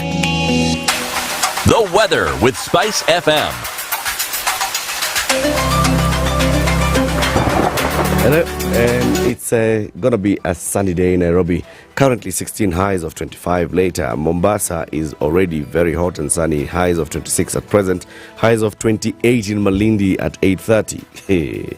It's 16 highs in Nyeri and 16 highs in Nakuru City, 16 as well highs in Kakamega, not Kakamega, but Kakamega is 21, 16 highs in Eldoret City. In Kinshasa, 22 highs, Kampala cloudy at 20, Lagos cloudy at 25, Mogadishu sunny at 29, Addis Ababa cloudy at 16, Dar es Salaam sunny at 26, Johannesburg sunny at 15, Paris mostly cloudy morning at 13, same with London cloudy at 13, New York clear skies tonight at 14, and Beijing is going into a sunny afternoon at 23.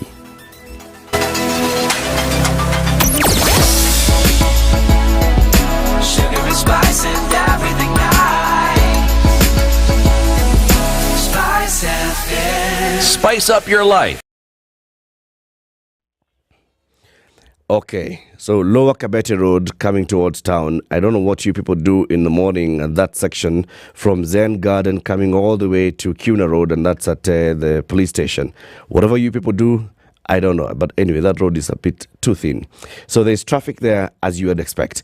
Mogoga Green Estate, when you're coming towards town, and this is on you're on Wayaki, we're heading towards Westlands, it's busy. If you're on James Kishoro Road and you're approaching ABC Place, it's clear. But if you're coming out of ABC Place and going towards Loreto, it gets busy because of the schools, Strathmore and, of course, Loreto. We know Msongari is on that side. Then we also look at Limuru Road heading towards Muthaiga. It's busy at the Muthaiga-Limuru Road junction. And then from there, it clears off. Thika Superhighway, it's still stretching all the way to Mathare Area 4. And this is past KSMS. And then Kiambu Road is also stretching all the way to Wamboi Road and beyond. Jogoo Road has been okay today. Juja Road has also been okay, but now it's getting busy around Fairview Road and into Ring Road, Ngara. It gets busy there. And then we also know that Mombasa Road has been busy, especially on Uhuru Highway. It's busy. Langata Road is also busy at Madaraka. I have to keep saying this thing right. Madaraka. Langata Road is also busy into T-Mall Junction.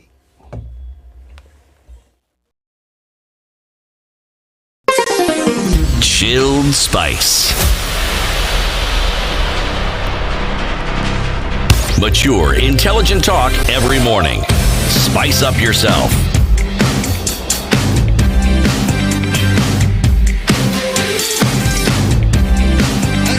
Mornings done right. 94.4. Your conversation with Professor Macharia Munene, a political historian. Prof, where do you think the government lost its grip? Do you think it's this government that lost its grip, or did it inherit a lost grip? It inherited and then intensified. It intensified the loss. I think the previous government appeared to have some sense of proportion, but it had lost it. You know, one of the things that became very clear is that when the Uruto came in, they were flashy and implying they really did not need anybody else. Yeah, they knew everything. They knew everything and all those kind of things. And that was a mistake because they did not listen to the wisdom of the wise. Actually, they implied they didn't want to hear anybody. Now, Ruto, who was part of that, once he was there, he intensified and said, I really don't need anybody. And he knows everything. And since he has a shortage of knowledge in terms of world affairs, he's known for saying what, don't bother, history is not important, you don't have to know anything. Yeah. Because the only one that matters is the one that he makes. Yes. And he's busy trying to make his own history. His own history. And he's prone to flattery, especially from the West. All they have to do is tell him he's a good man, a good boy. Dango a few carrots. He's well spoken. And he's well spoken. He has a good understanding. Because most of the praises he's been receiving is from Biden and Macron. Now, if you're getting praises from these two people, there's something wrong somewhere. He's not getting that much praise in Africa. Instead, people are wondering, what is he up to? What's going on? So somewhere along the way, he lost it. When you say that Uruto and now Ruto don't appear to be keen to listen to the wise, to listen to those that have experience, do you have examples that you can use to demonstrate? It will be difficult to say this particular one, but from what I've been reading and listening to people say, in fact, even some of his high level, in private, they say the guy does not listen.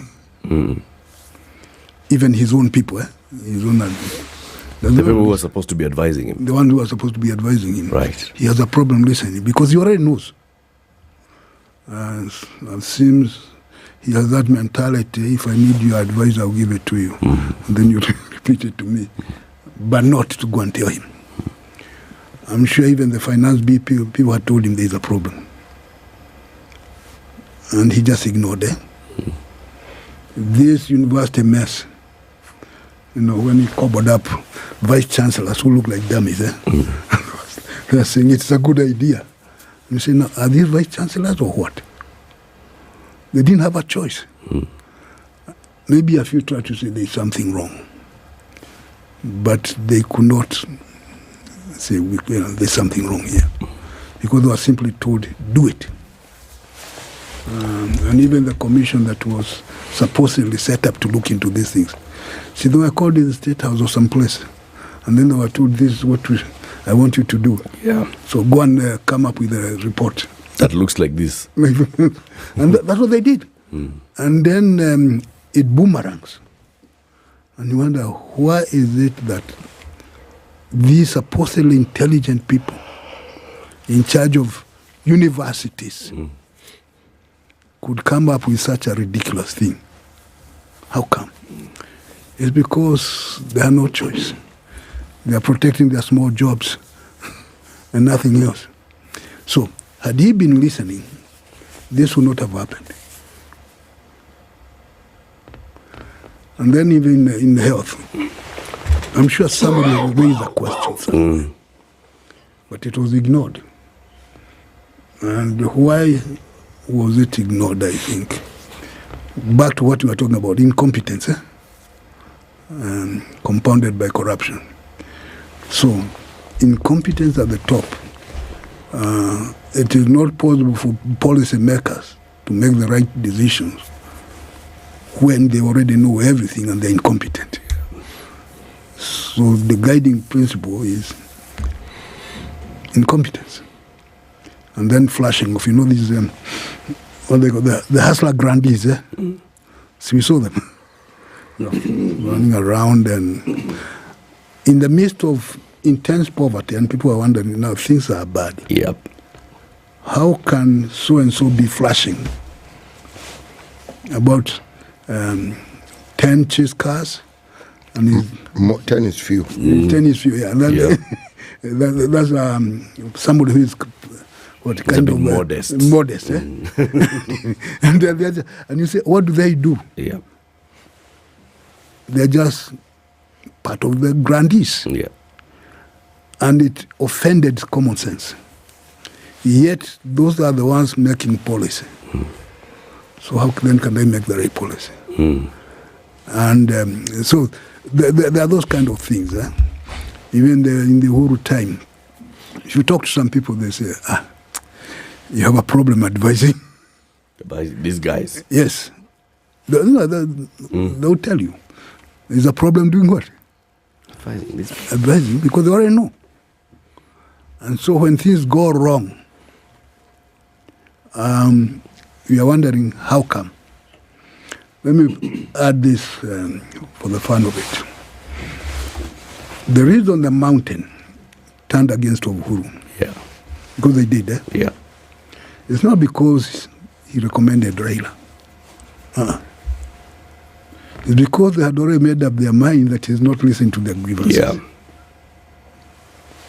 And they started complaining about their grievances in the first term. And he reportedly was not listening. So the anger, it was building up. It was building up. And then the second time when he said, I'm introducing somebody, he had said he was a madman. He said, when did he become cured? Yeah. And yet our issues still persist. And our issues, and remember there were demolitions at that time, during COVID time. Yes.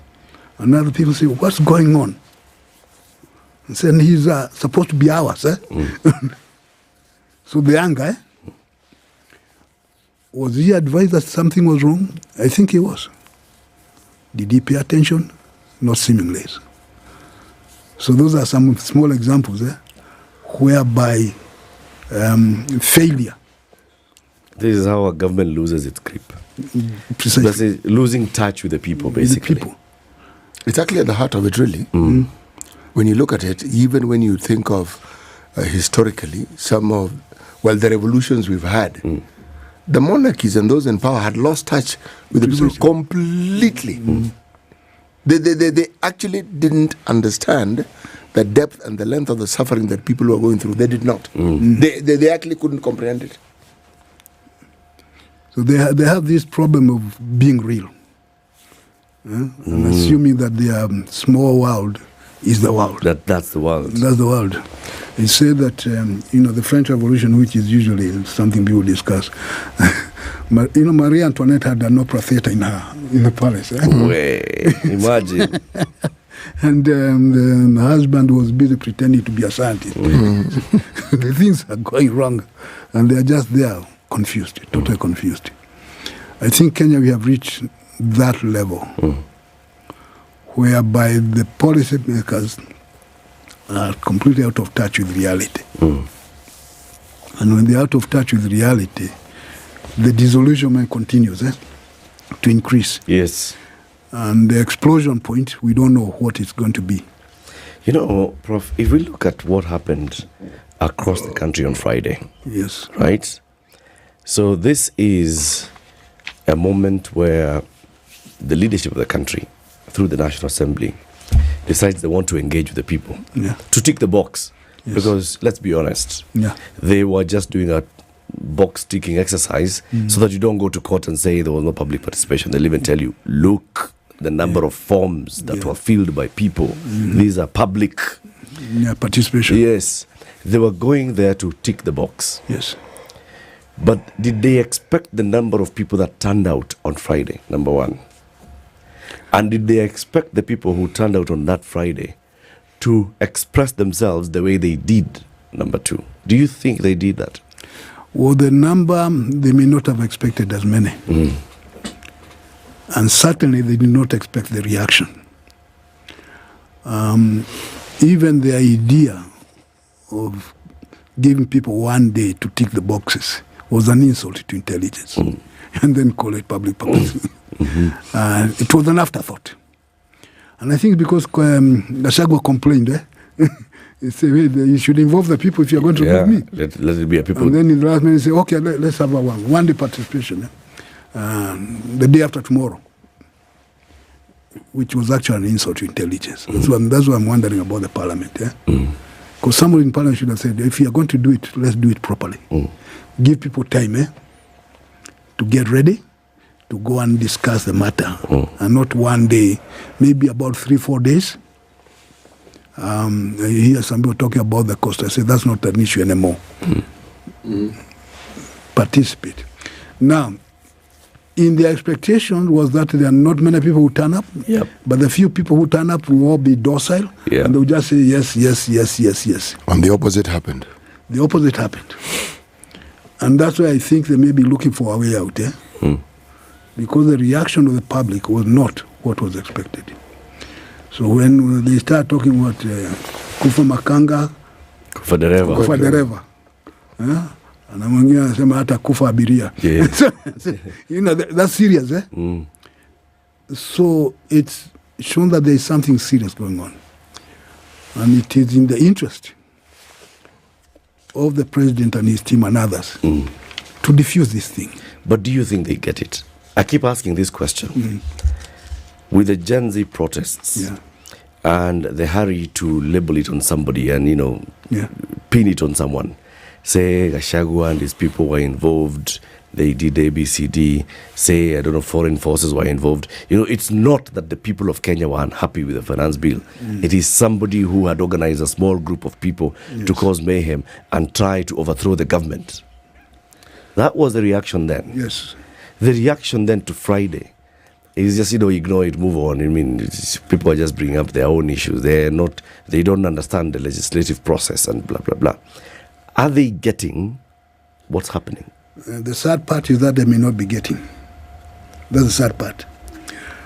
With the Gen Z uprising, which was very successful initially, before they found a way of sabotaging it, just bring Raila in, and Raila was very unhappy with the Gen Zs because he's known as the champion of demonstrations. His role as the champion of the demonstrations, which usually go nowhere. And suddenly these babies come from nowhere. And they take over his stuff. And they succeed. So there was that attempt to undermine the Gen Zs, and it succeeded. And because there was that success in undercutting the Gen Z at that time, maybe they will still have the same mentality. We can figure a way of dealing with this one. Dealing with this almost as effectively.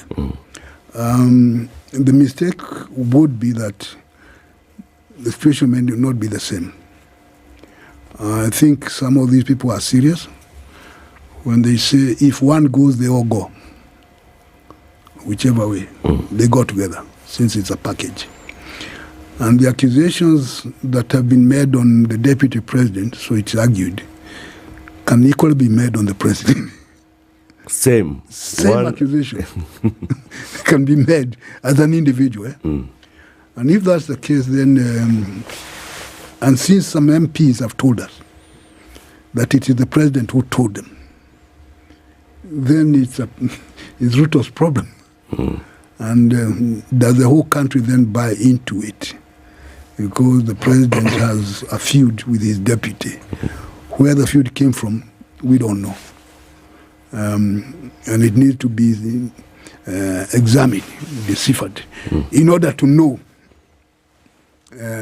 where it came from and why it is gone. But I think it's simply a diversion from bigger problems.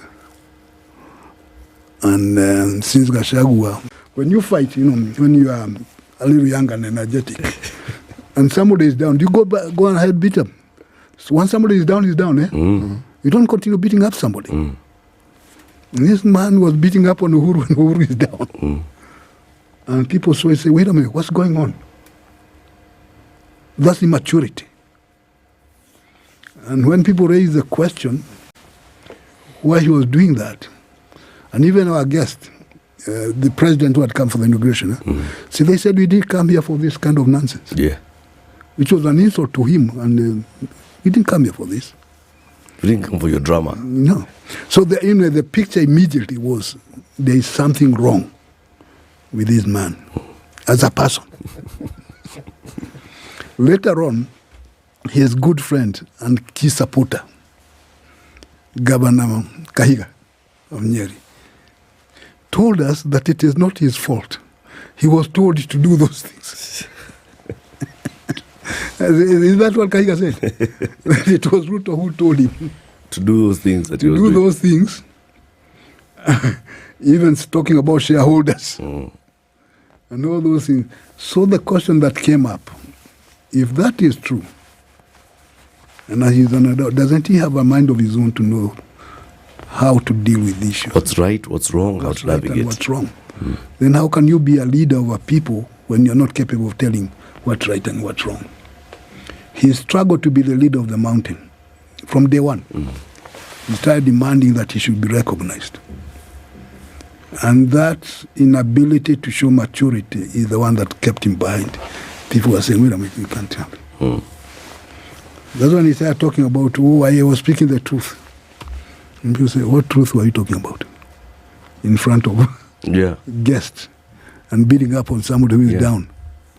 And saying, no, I was talking to, then he started saying, I was talking to Wazungu. And people say, which Wazungu? These were African leaders. So he, in the process, undermined his own stature.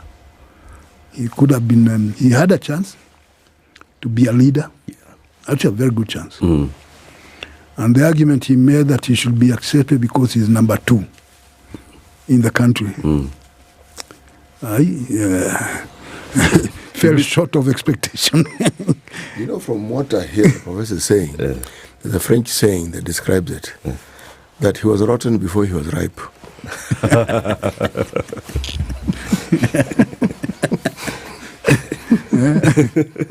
Rotten before he was ripe. Yes.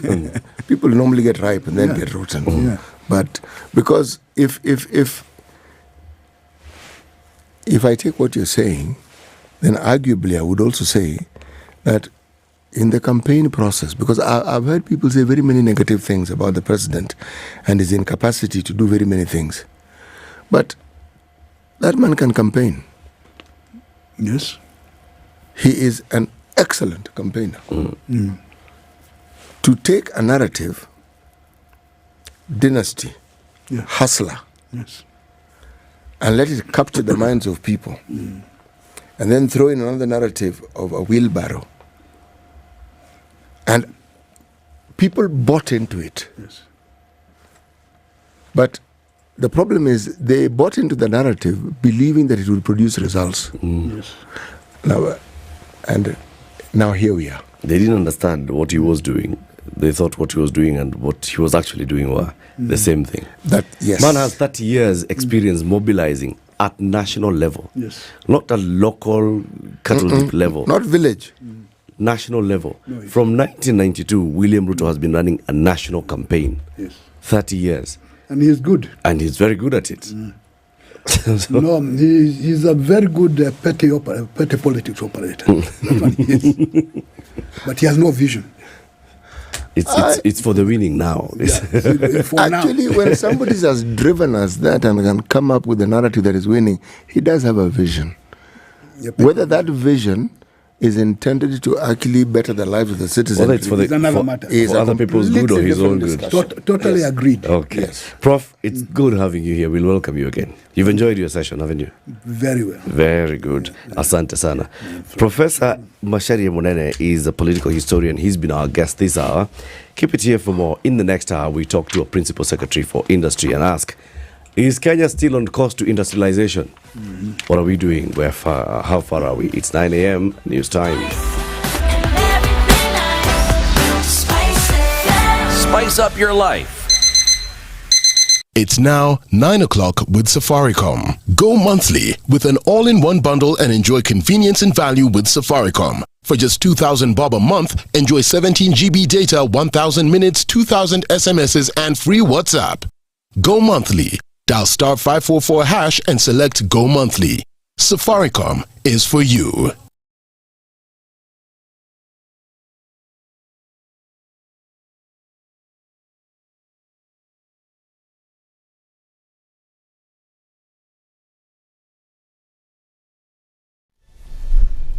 Good morning, this is the News Wire. I'm Leah Obaga. Kanu's communication officer, Cornelius Rono, has been abducted. Party communication director Manasseh Nyainda said the abduction took place last evening outside a barber shop in Feather Embakasi East. Nyainda adds that his whereabouts and reasons for abduction remain unknown.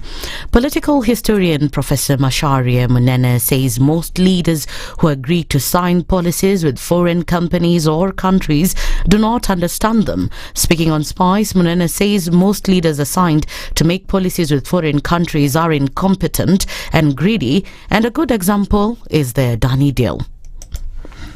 I think one of the challenges facing us is that when you have incompetent people making policy, they won't even know what they are doing, but they'll do it. And at the end of it, you are fixed and you wonder, how did you get there? Sometimes we argue.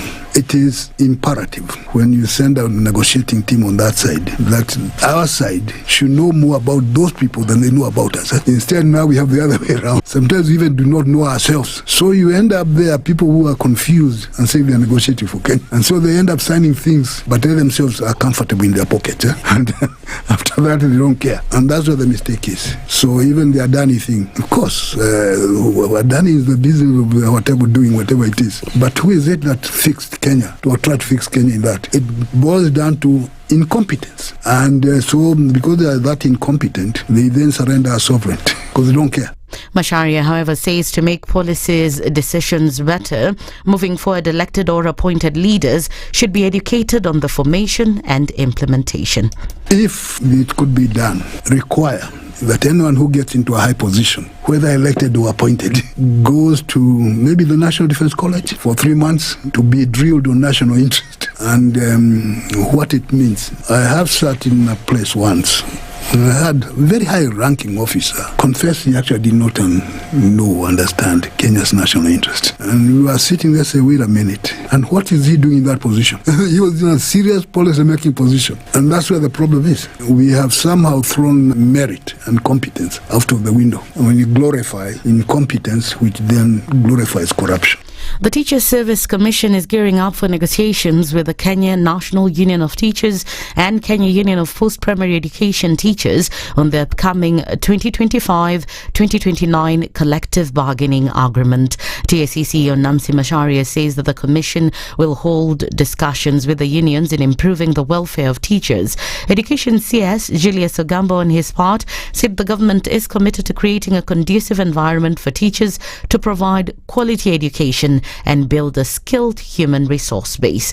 And the government has continued to assure Kenyans of the safety of the funds already contributed to the National Health Insurance Scheme, NHIF, as the rollout of SHA takes shape. Public Health and Sanitation PS Mary Muthoni confirmed that the funds are secure and will be carried forward into the new scheme. During the transition, she emphasized that no patients would be turned away from health facilities, urging the public to continue registering for the new scheme. The Seven Camps' Health CS Deborah Baraza has continued to defend SHA, saying it is the solution for patients suffering from chronic diseases.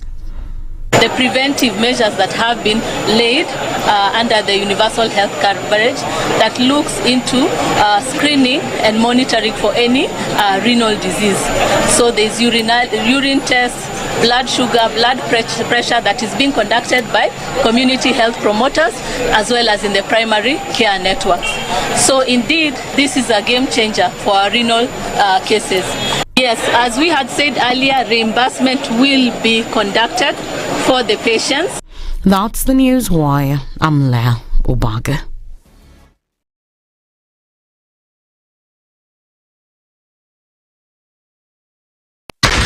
94.4 Spice FM, Nairobi.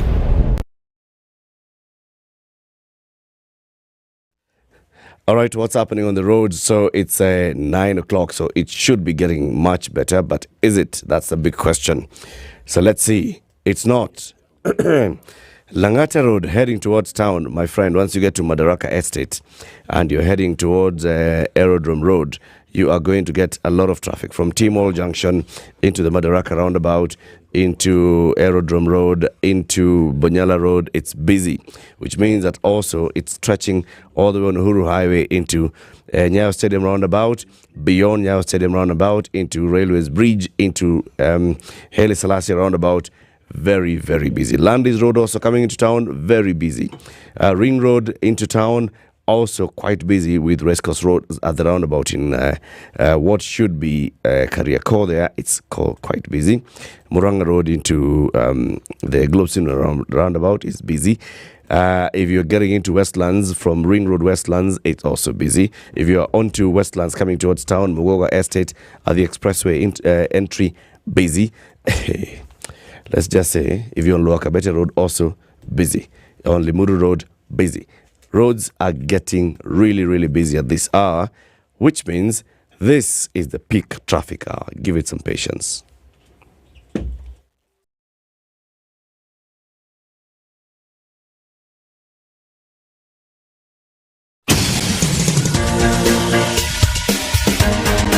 This is the Situation Room, the home of hard-hitting political commentary and penetrating insights about the state of the nation. This is a talk radio experience like no other. The Situation Room, a place for hard truths, debates, and elevated conversations. The Situation Room, witty, political, engaging, deep, controversial. In the room, we have C.T. Muga, researcher, academic, seasoned political observer, a fountain of wisdom in these politically uncertain times. Ndu Okoh, Nigerian by birth, Kenyan by choice, communications expert, Pan-Africanist, a truth seeker and believer in people power, and Eric Latiff, agent provocateur, the man in the chair, seasoned journalist, news hound, a man who believes in punching up, not down.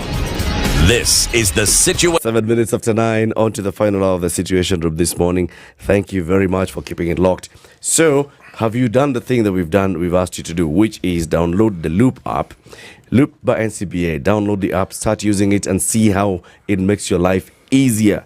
We will deposit 2,500 shillings into your account if you send us a screenshot of your Loop transactions this morning. Our AIs, and that is Avin and Asha, are looking at who is doing it, and they'll shortly be telling us who to announce who's receiving 2,500 into their account. Loop account. Loop is not just an app. Loop is a lifestyle. Why wait when you can loop? Also, 3,000 shillings worth of airtime to your mobile device today. So we can use it to either buy the all-in-one package for Safaricom, or you can also use it to pay for your Safaricom home fiber. What is the all-in-one package, City? The all-in-one package is not as complicated as it sounds. It means within that particular package, yes, you have talk time, you have SMS, you then have, guess what? Bundles which you can use to communicate on the internet. Very good. Yes. And you have free WhatsApp. The what is up is absolutely free. Yes. Free. Yani, you, no charges, nothing will be deducted from what you have. It is yours. You just keep using it. Yes. It's called added value. Very good. Yes. Very good. This is something, because our next guest travels a lot to the industries and meets with the small traders, MSMEs that are, industrializing. You can go and tell these people, that's the message, Dr. Mukwana, that, with the Safaricom all-in-one, if you buy one package, you have data, you have call minutes, you have SMS, you have free WhatsApp, and you have peace of mind for 30 days.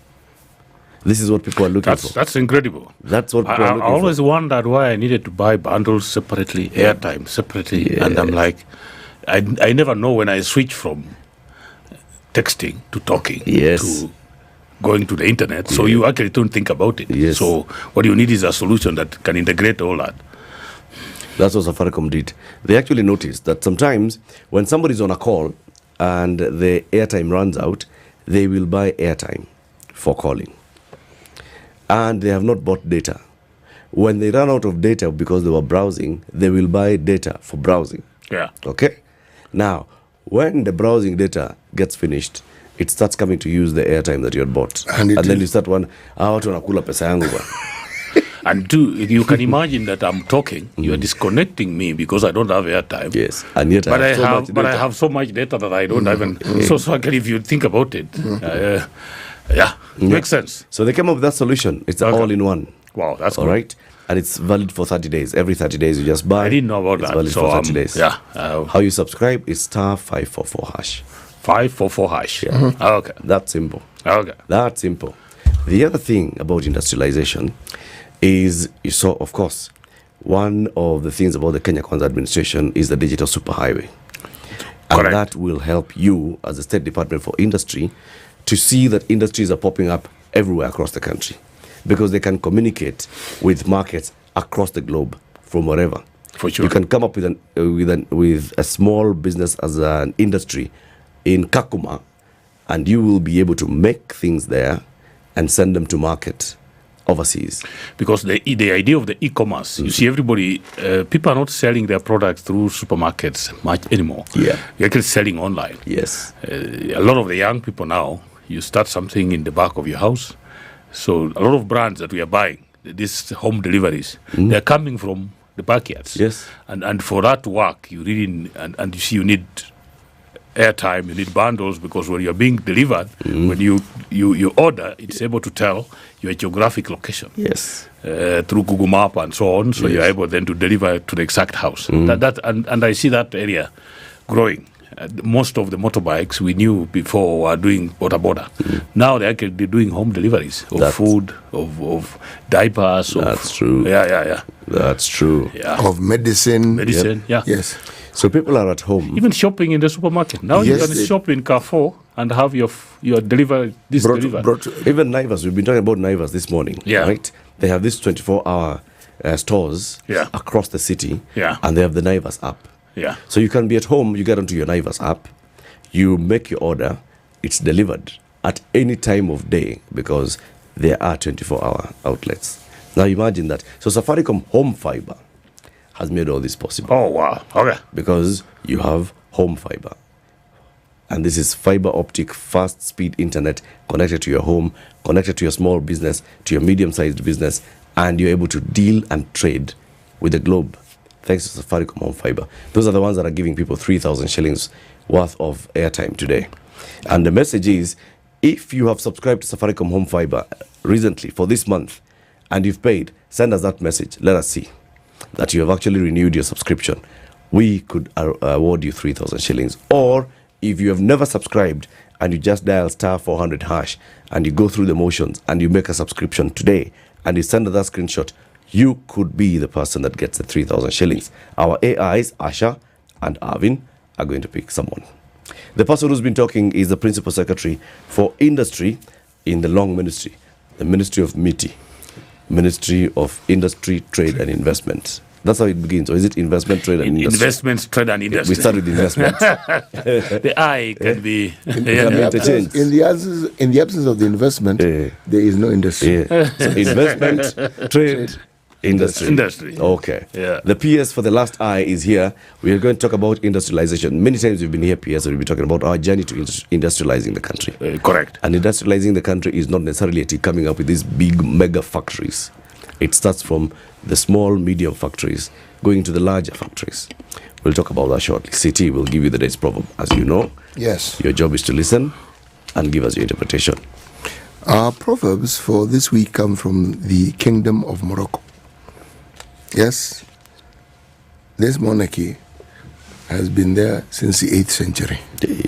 Wow. Okay. The current monarch is called Mohammed VI. Okay. The proverb: if he increases the number of his friends, he will remain with none. If he increases the number of his friends, he will remain with none. What do you think? Okay, I think it has to do with priorities. And so if you increase the number of friends, it means that none of them is of priority, but also what it means is that as human beings, there is only so many people that you can deal with. So if there are so many, then you can as well deal with none.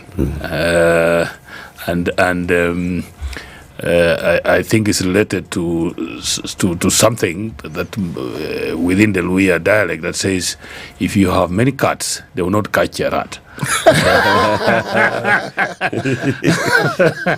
Because they are competing. They're wondering who should go first. Many cats will not catch whose job is it? So in the end, the work doesn't get done. That will be my interpretation. In the end, the rat runs away. Runs away because they're still arguing on who should do the job. That's a nice one. Say it in the dialect.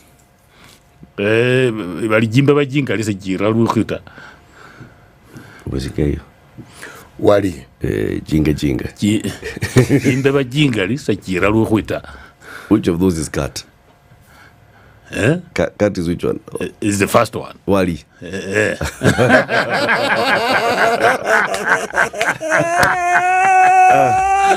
Right. Nice. Apple. So we can bring it to Morocco, back to the village. Very good. Yeah. Very good. How are we in our journey to industrialization? Let me just premise this question. And we talked about it earlier. So industry is recognized as a key driver to economic growth. Our Vision 2030 talks about us being a middle-income industrializing nation in the next 6 years. The Kenya-Kwanza Manifesto talks about using industry to spur economic growth, create employment, and also produce goods that can be used locally and for export. And that helps us grow. And that's why there's a State Department for Industry that was established so that you can focus on this. Now, there are very many targets that we've talked about very many times. 20 by 30, 15% by 2027, and so on and so forth. Where are we? Thank you. Let me paint the national picture, then we'll go more specific into... Yes, this economy, industry is very important. And you know that it contributes about 7.6%. I've looked at the historical data. The highest that we've had industry contributing to our GDP was about 11%. Of course, there has been that decline, which I think we'll go into. Not necessarily because manufacturing is declining, but because we have other sectors taking up that space. So we'll come to that.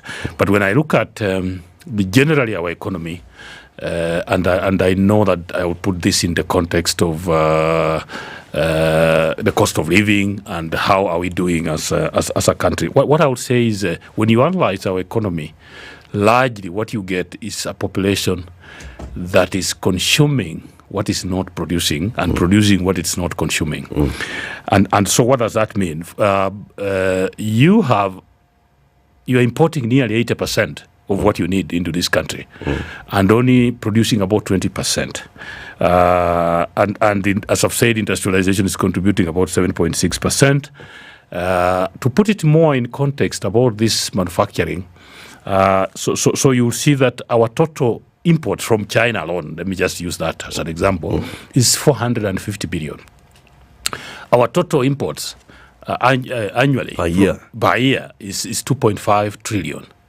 That is nearly Kenya's budget for 1 year. That's what we are importing.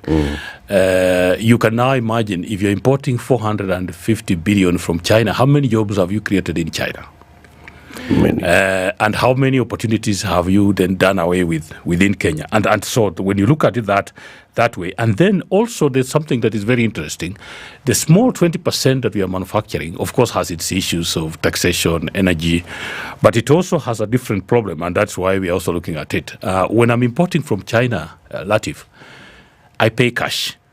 I go online, I look at the goods, I pay in US dollars, then the goods come, KRA invoices me, I pay the tax, and the goods are delivered. If I'm manufacturing in Kenya, how do I sell?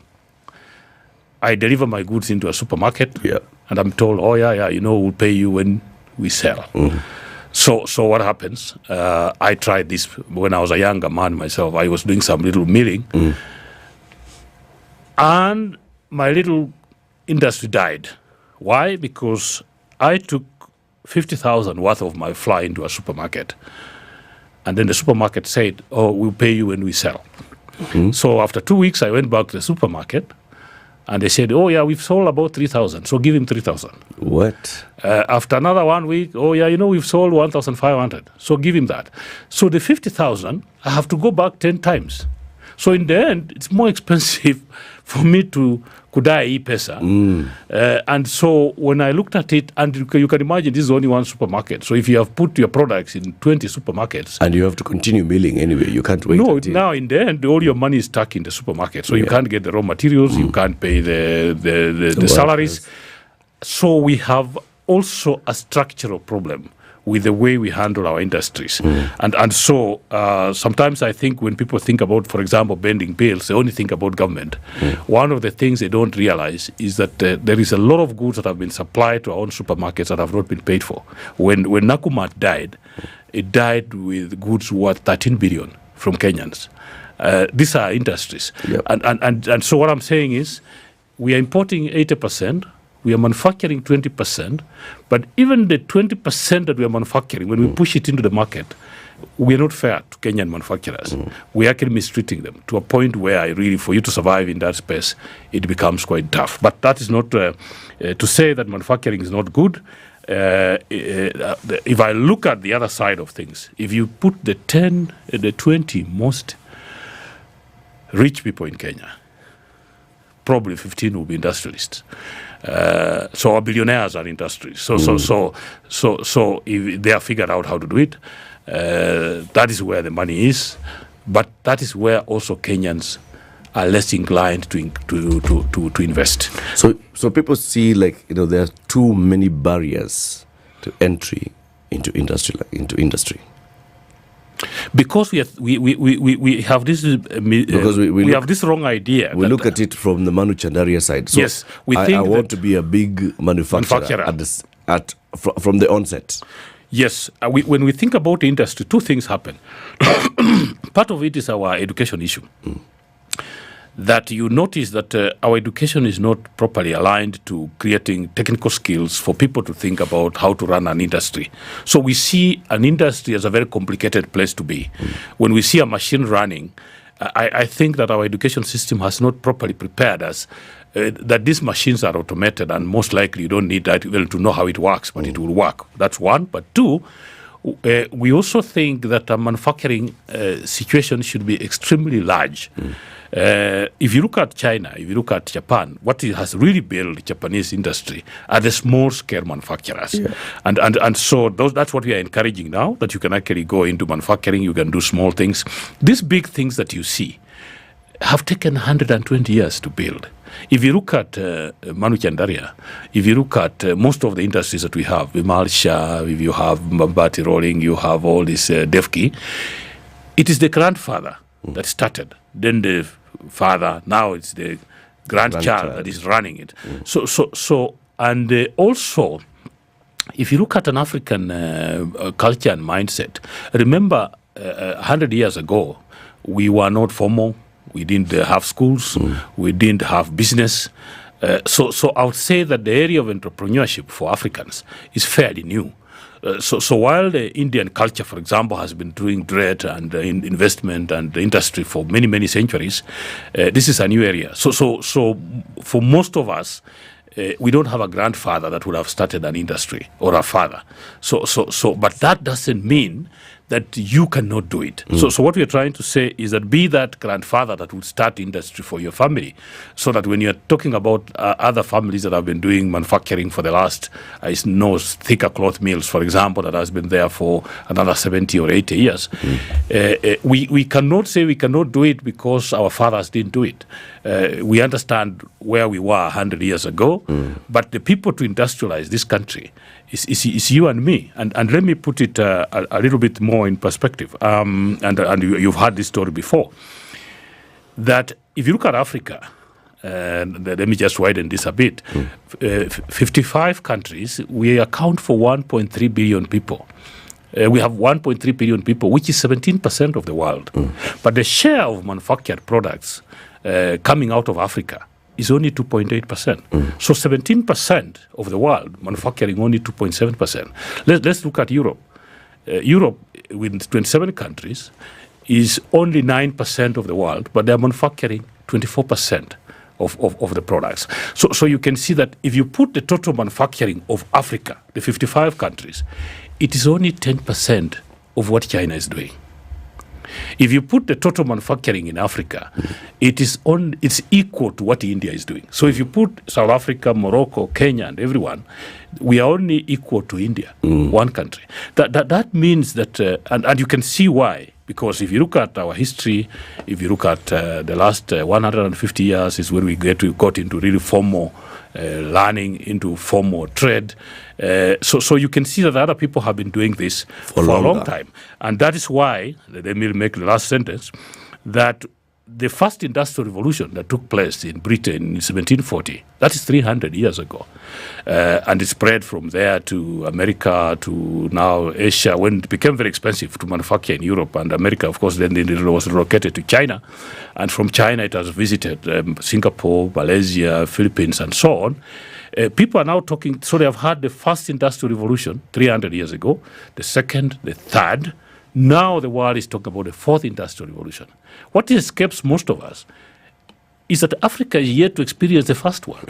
So while people are on the fourth stair, they are on the fourth, we have not arrived on the ground floor.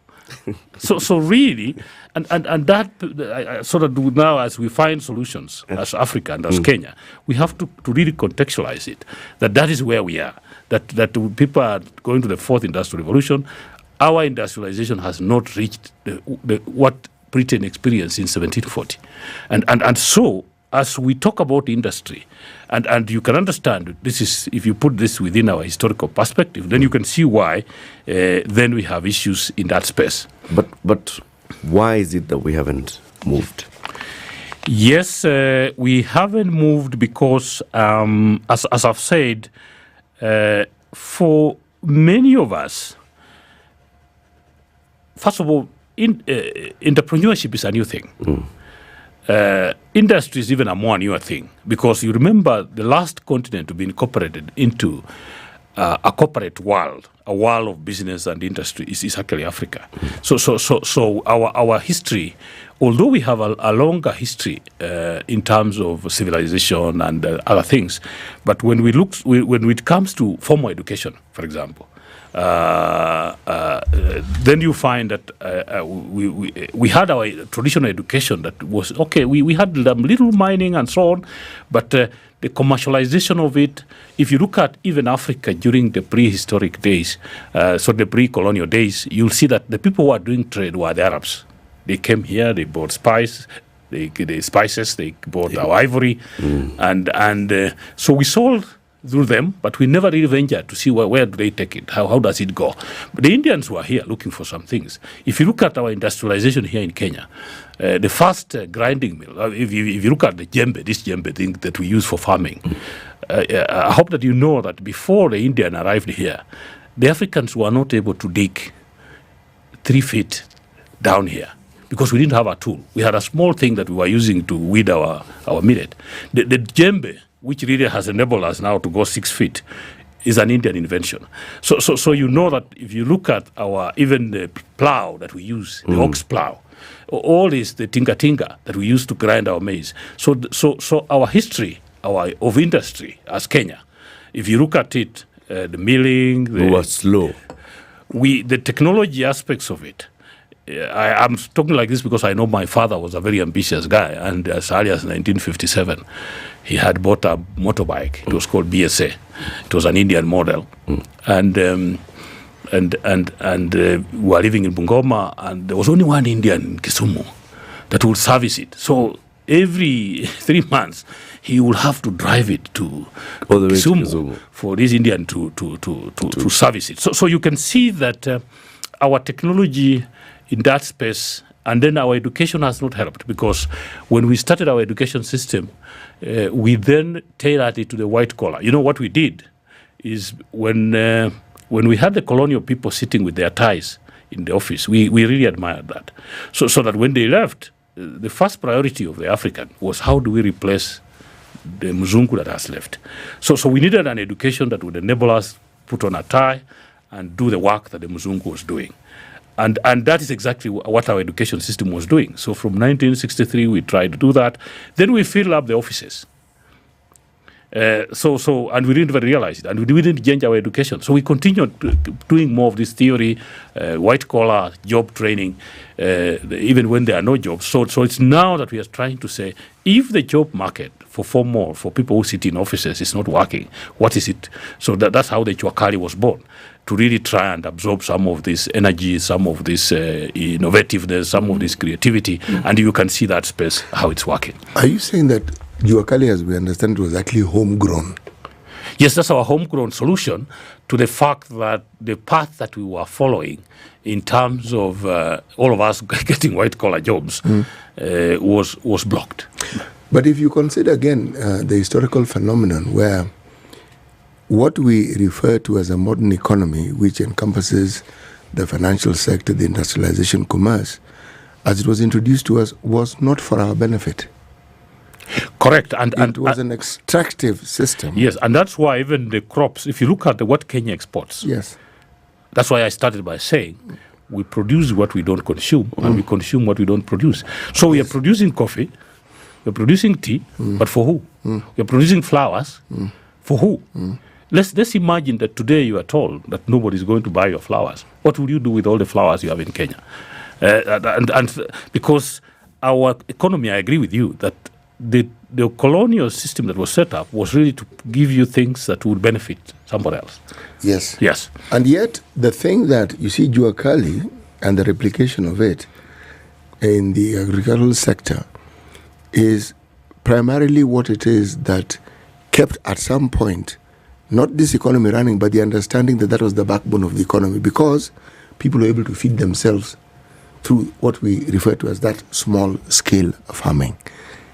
Because for a long time even, I remember it was in the 90s, yes, when we first started talking about inflation and we started talking about the possibility of countries and the economy going belly up, the predictions that were then made by financial institutions in the West about Africa all failed for the simple reason they had not understood what they then referred to as the hidden economy. Juakali being the hidden economy, the economy where the small-scale farmers or the peasantry and what they did and how they contributed to the economy, people living within the cities and the big towns, and yet a lot of what they consumed came from the rural areas. Yes. So if you are looking at demographics of what happens when somebody is buying from the supermarket, it wouldn't tell you the complete picture. Now, our response to the situation that we found ourselves in, where the turning point could take place, that is something that even today we have failed to do, meaning understand probably what the Asian countries who are in a similar predicament as ours at the time that we were getting our independence or even before then understood. Changing the thinking and ensuring that their policies now benefit the people directly. Would we say that we have got to a point where beyond policies, the implementation of these policies are actually geared deliberately to benefit our people? Let me step backwards a little bit. Before 1990, what the system that the colonial people had set up was a very organized system. So that if you do coffee, so you had small-scale farmers that will then be aggregated around a coffee cooperative society, yes, that will go to a coffee union, and then there will be a milling plant, and then there will be export of that coffee. Yes. If it's milk, then we had a very organized system that the government even supported and protected. If it's maize, we had government maize. And in fact, what we did then was a lot of the operations within this sector were done by government. So you find a government milling corporation. United, for example, we had Milling Corporation of Kenya. Yes, so we had KCC to take care of the dairy farmers. You had Unga looking at... we had Kenya Farmers Association. Kenya Farmers Association. Yes. And you had KPCU. So we that was more like aligned around the European model. It was. And where the farmers would produce and then somebody else would add value. And as I've said, a lot of it was, again, for export. But again, then around 1990, with the structural adjustment of the World Bank and IMF, that we were protecting, were spending a lot of money keeping this uncompetitive kind of monopolies in each sector that were then stifling private sector intervention. So what do you do? So you say, okay, liberalize this, open up if it's dairy, open up if it's maize.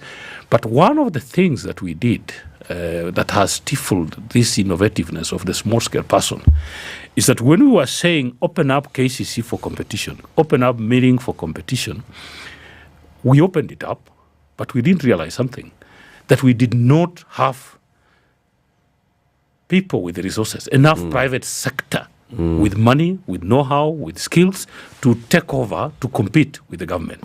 So in the process, we created another problem. Yes. We created the problem of the middlemen and cartels.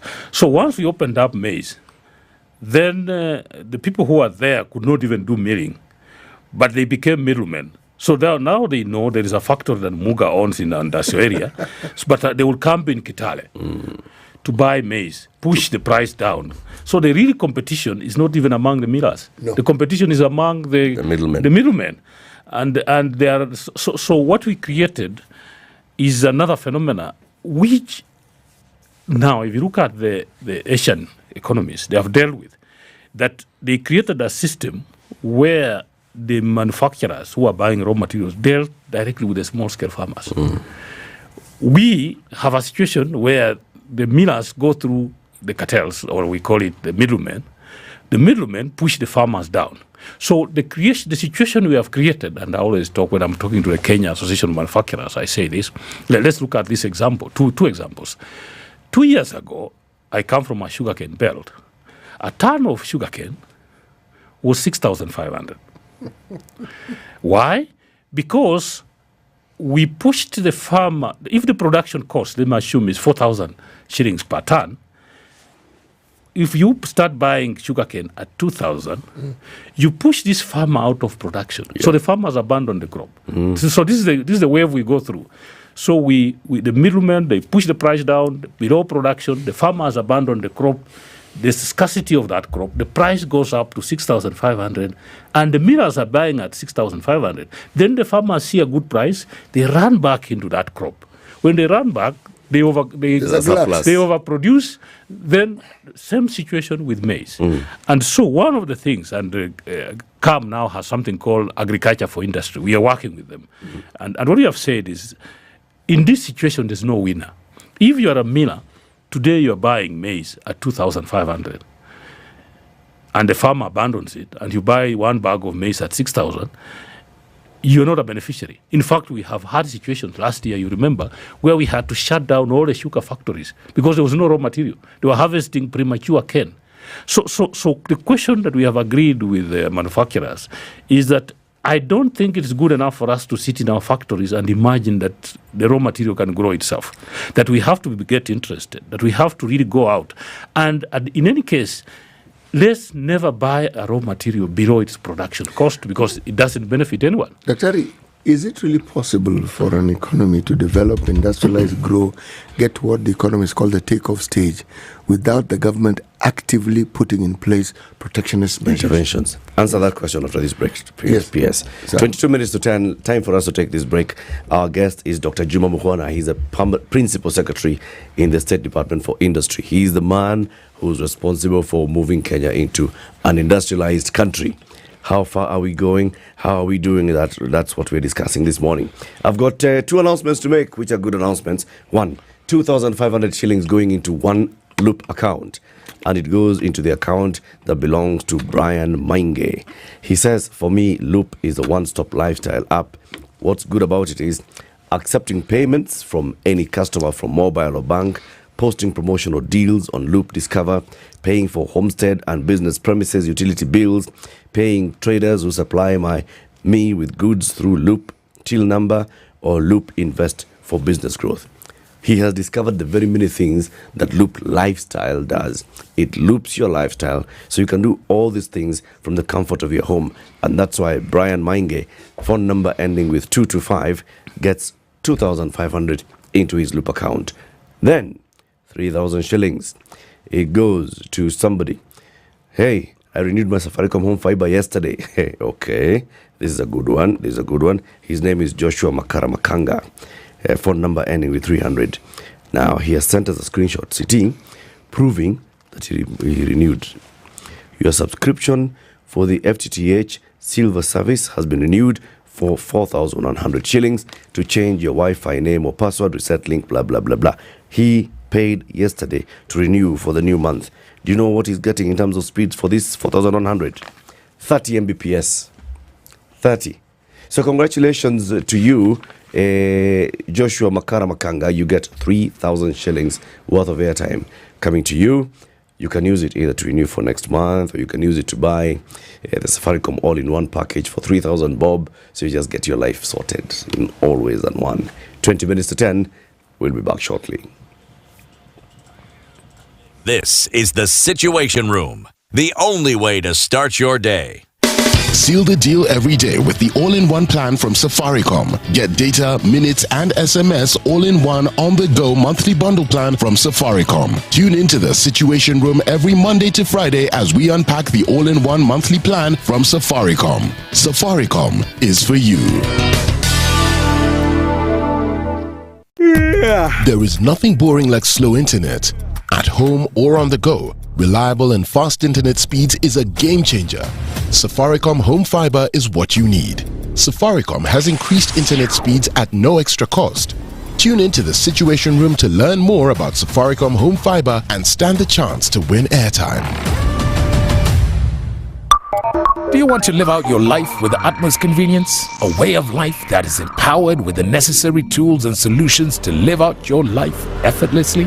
Then wait no more. Download Loop today and enjoy the best mobile money and banking worlds through a simple platform that delivers payment, credit, and saving services, while at the same time offering personalized journeys and deals to complement your interests and needs. Why wait? Just Loop it. Tune in to the Situation Room every morning and Spice Drive from 3 to 7 p.m. every Monday to Friday and learn more about Loop.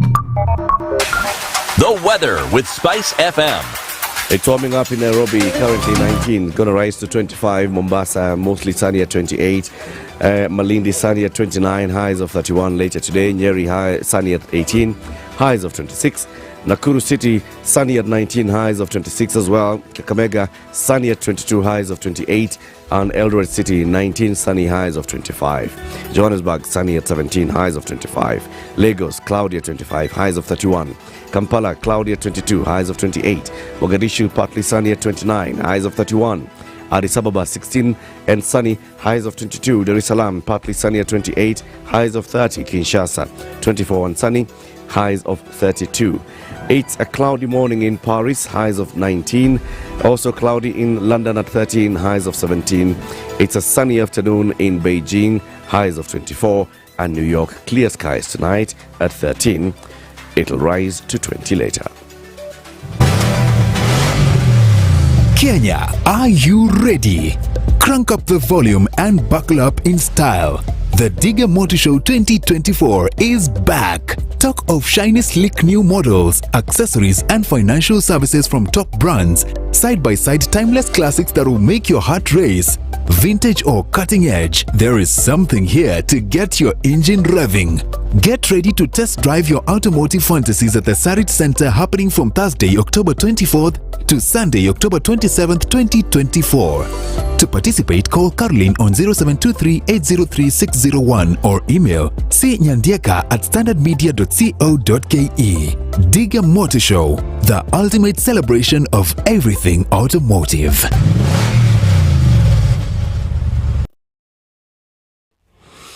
Jam kidogo tu on Juja Road and around Moi Air Base.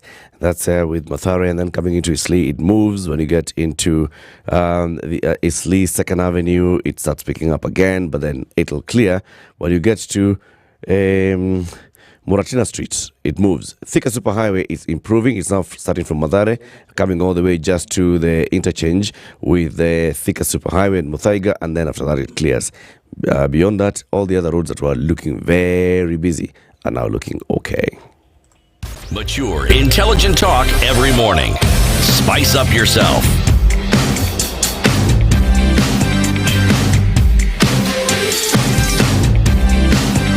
Mornings done right. 94.4 Spice FM, Nairobi. We continue our conversation with the PS for Industry, Dr. Juma Mukwana. We're talking about the route to industrialization. So all the things that you've told us, PS, looking at setting the picture and understanding this is where we're coming from as a country and this is where we need to go. We have very many things that we can learn from the first, second, third industrializations across the globe that we can pick up and move. We have talked about many interventions that the government can do, and City was asking about interventions prior to this.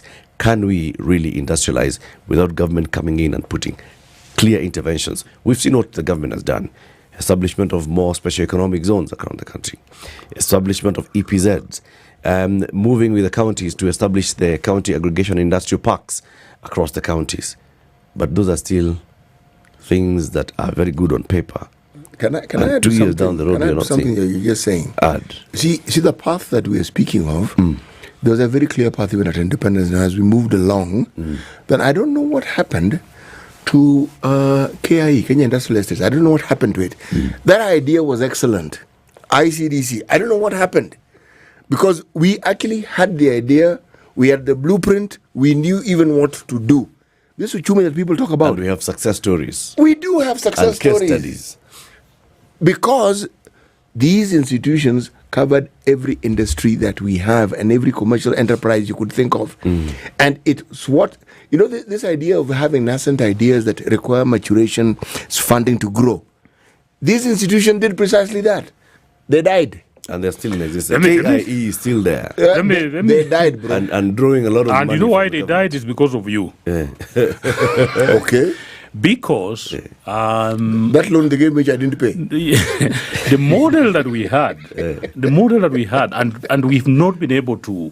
One of the areas that has been very difficult to transit is that initially Kenyans. I'm a PS for industry, and every time I go to my village, the question I'm being asked is, "You are the PS of industry. How many industries have you brought?" That really summarizes what Muga is saying. That Kenyans have this idea that industrialization will be done by government. So when I look at the models across the globe, there is no country that has succeeded by industrializing through government investing. So government provided the seed that we needed. But where we have failed to do, all this ICDC you are talking about, KIE was supposed to mentor you into manufacturing. So the issue is, and it goes back to our education. I really hate to contradict you. And where we started. But I'm going to have to. Where I get it is that the government policies, the ICDC was supposed to make you go into industry. KIE is supposed to mentor you, to teach you. And work with me. Yes. But now, the person you want to work with is not willing. So if you look at when a Kenyan has some money to invest, where are their priorities? Manufacturing is not one of them. So between you and me, you want to build a hotel. I see it after devolution. If you go to every county, everybody who has extra pennies, you have so many hotels around Kisumu. You have so many hotels around Nakuru. We have so many hotels everywhere. Yes. When Kenyans have money, industry is not one of the options. So you cannot mentor, and in my language we say, you cannot escort somebody who has no trip. You must start to walk this journey. You can't escort you when you are sitting in your chair. So these efforts. Exactly. You know the reason why I keep shaking my head as you're speaking? Yes. I am one of those people who, at a very early stage, benefited from KIE because I was trying to get into business. Yes. Okay? And believe me, without them, yes, I would never have done what I did. And I wasn't alone. Yes. There are very many people who went for bigger monies than I, even in ICDC. Okay? Yeah. Uchumi was an ICDC project. Most people do not know this. Yes. Okay?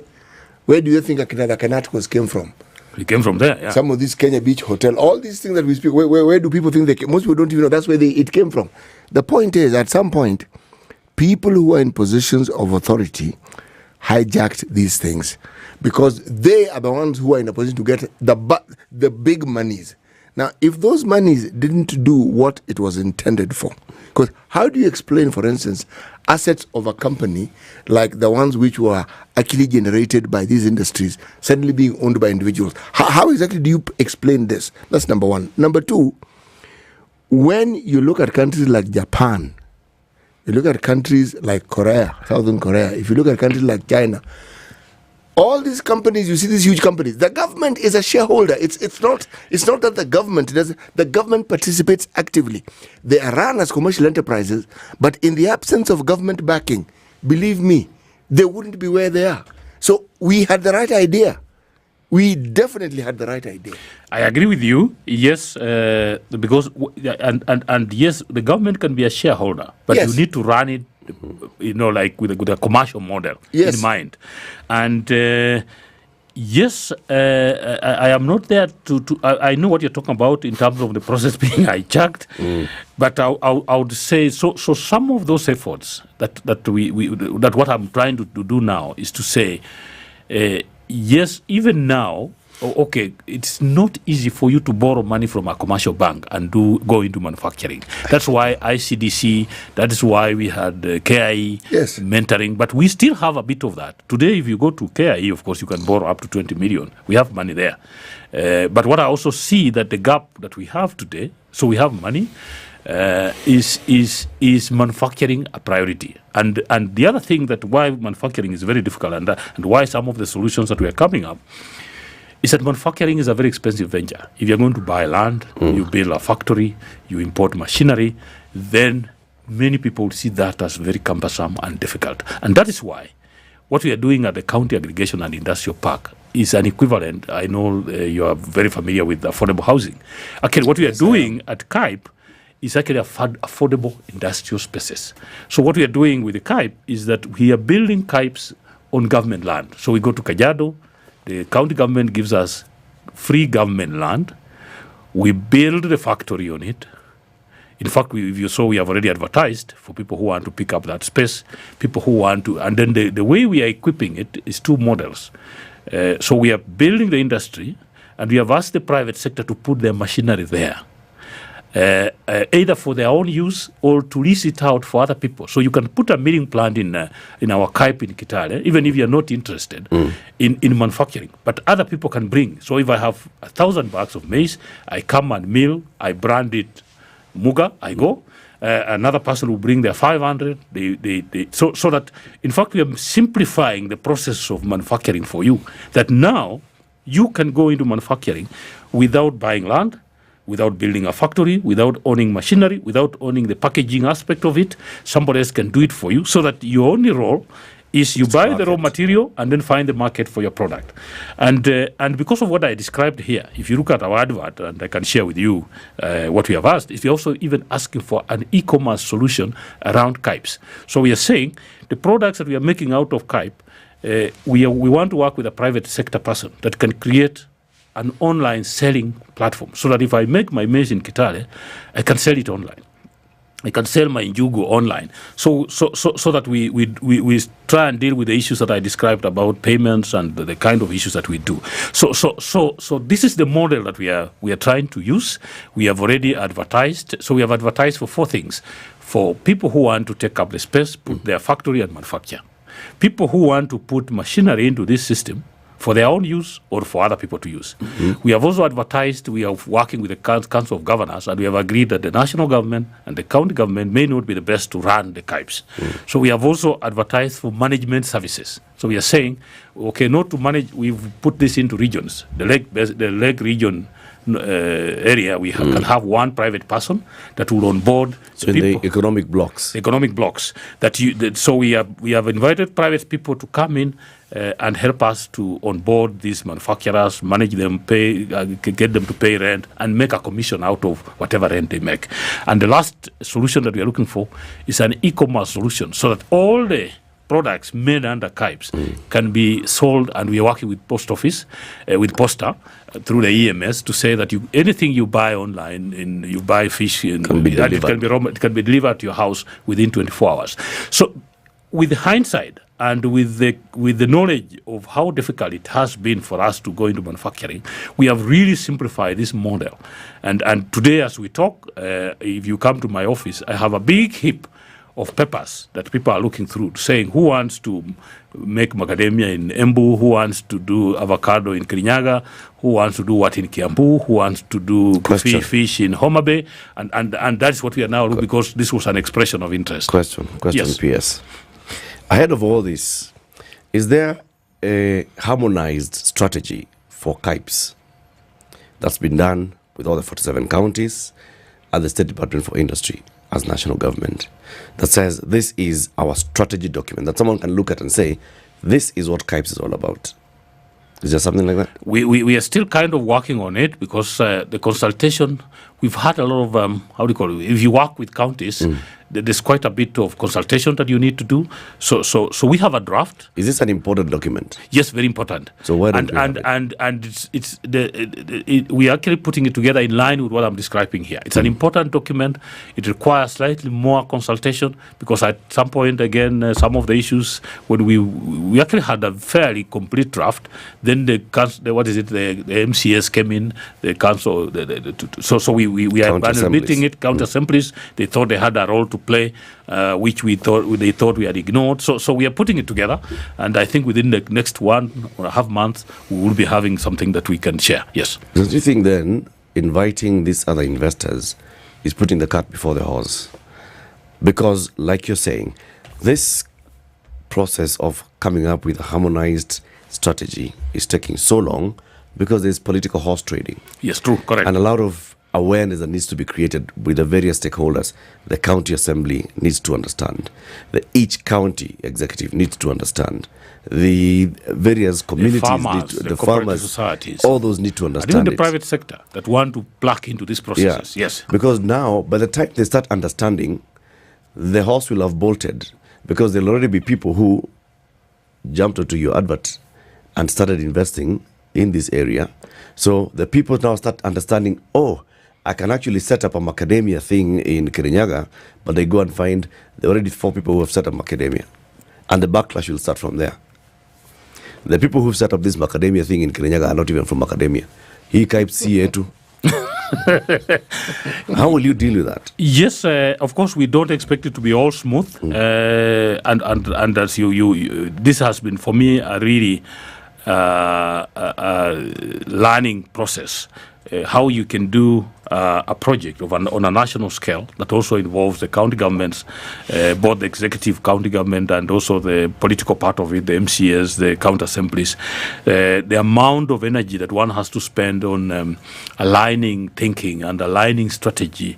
And remember, even when you look at the national policy on industrialization, with the current one that we have, the county governments did not have a role. But we are revising that. Of course, now we are doing a new industrialization policy that again now brings in. So part of what we are doing is the strategy, but we are also working on a national industrialization strategy that recognizes the role of the county governments, the farmers. So it's a fairly complex area, but we are navigating it. Okay. Yeah.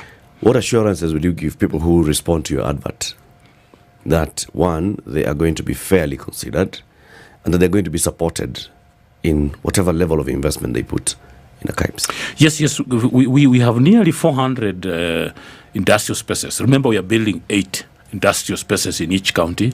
Some of them is almost at 90%. They are roofing, others are, and so.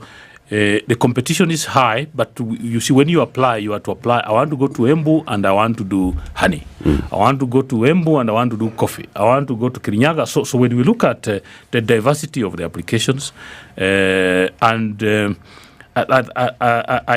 will give it a very, very fair. So we can onboard up to 8 industries.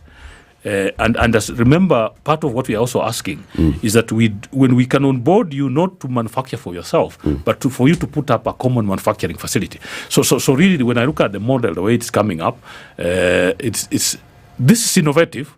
I know it's complex. Nobody else has tried this kind of thing. We actually, this is if it works, we shall be like the role model of how to bring small people into manufacturing. So we are really hitting hard. We are it is complex. It is a little bit difficult, but I think that it will work. Once you've announced the successful bidders, yes, please come, let's talk. Thank you. And we see what else they're doing. Asante. Because there's still a lot more that we need to keep having these conversations.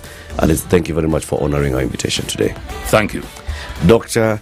Juma Mukhwana is the Principal Secretary in the State Department for Industry. We'll be talking about the journey to industrialization, how far we are, where we are going. Thank you for tuning in to Kenya's biggest conversation today. Have a lovely day. Remember, one of 53 Aga Khan University health clinics is available for you to go visit. Go there. You can even go and do a health check, comprehensive health check. Tell them, nimekuja munipime mwili, muniambie kama iko sawa. Mupime oil, mupime pressure, muangalie rangi, kila kitu. Have a lovely day. It's 10 a.m. Leo ni Tuesday. Let's go to Parliament. It's now 10 o'clock with Safaricom. Go month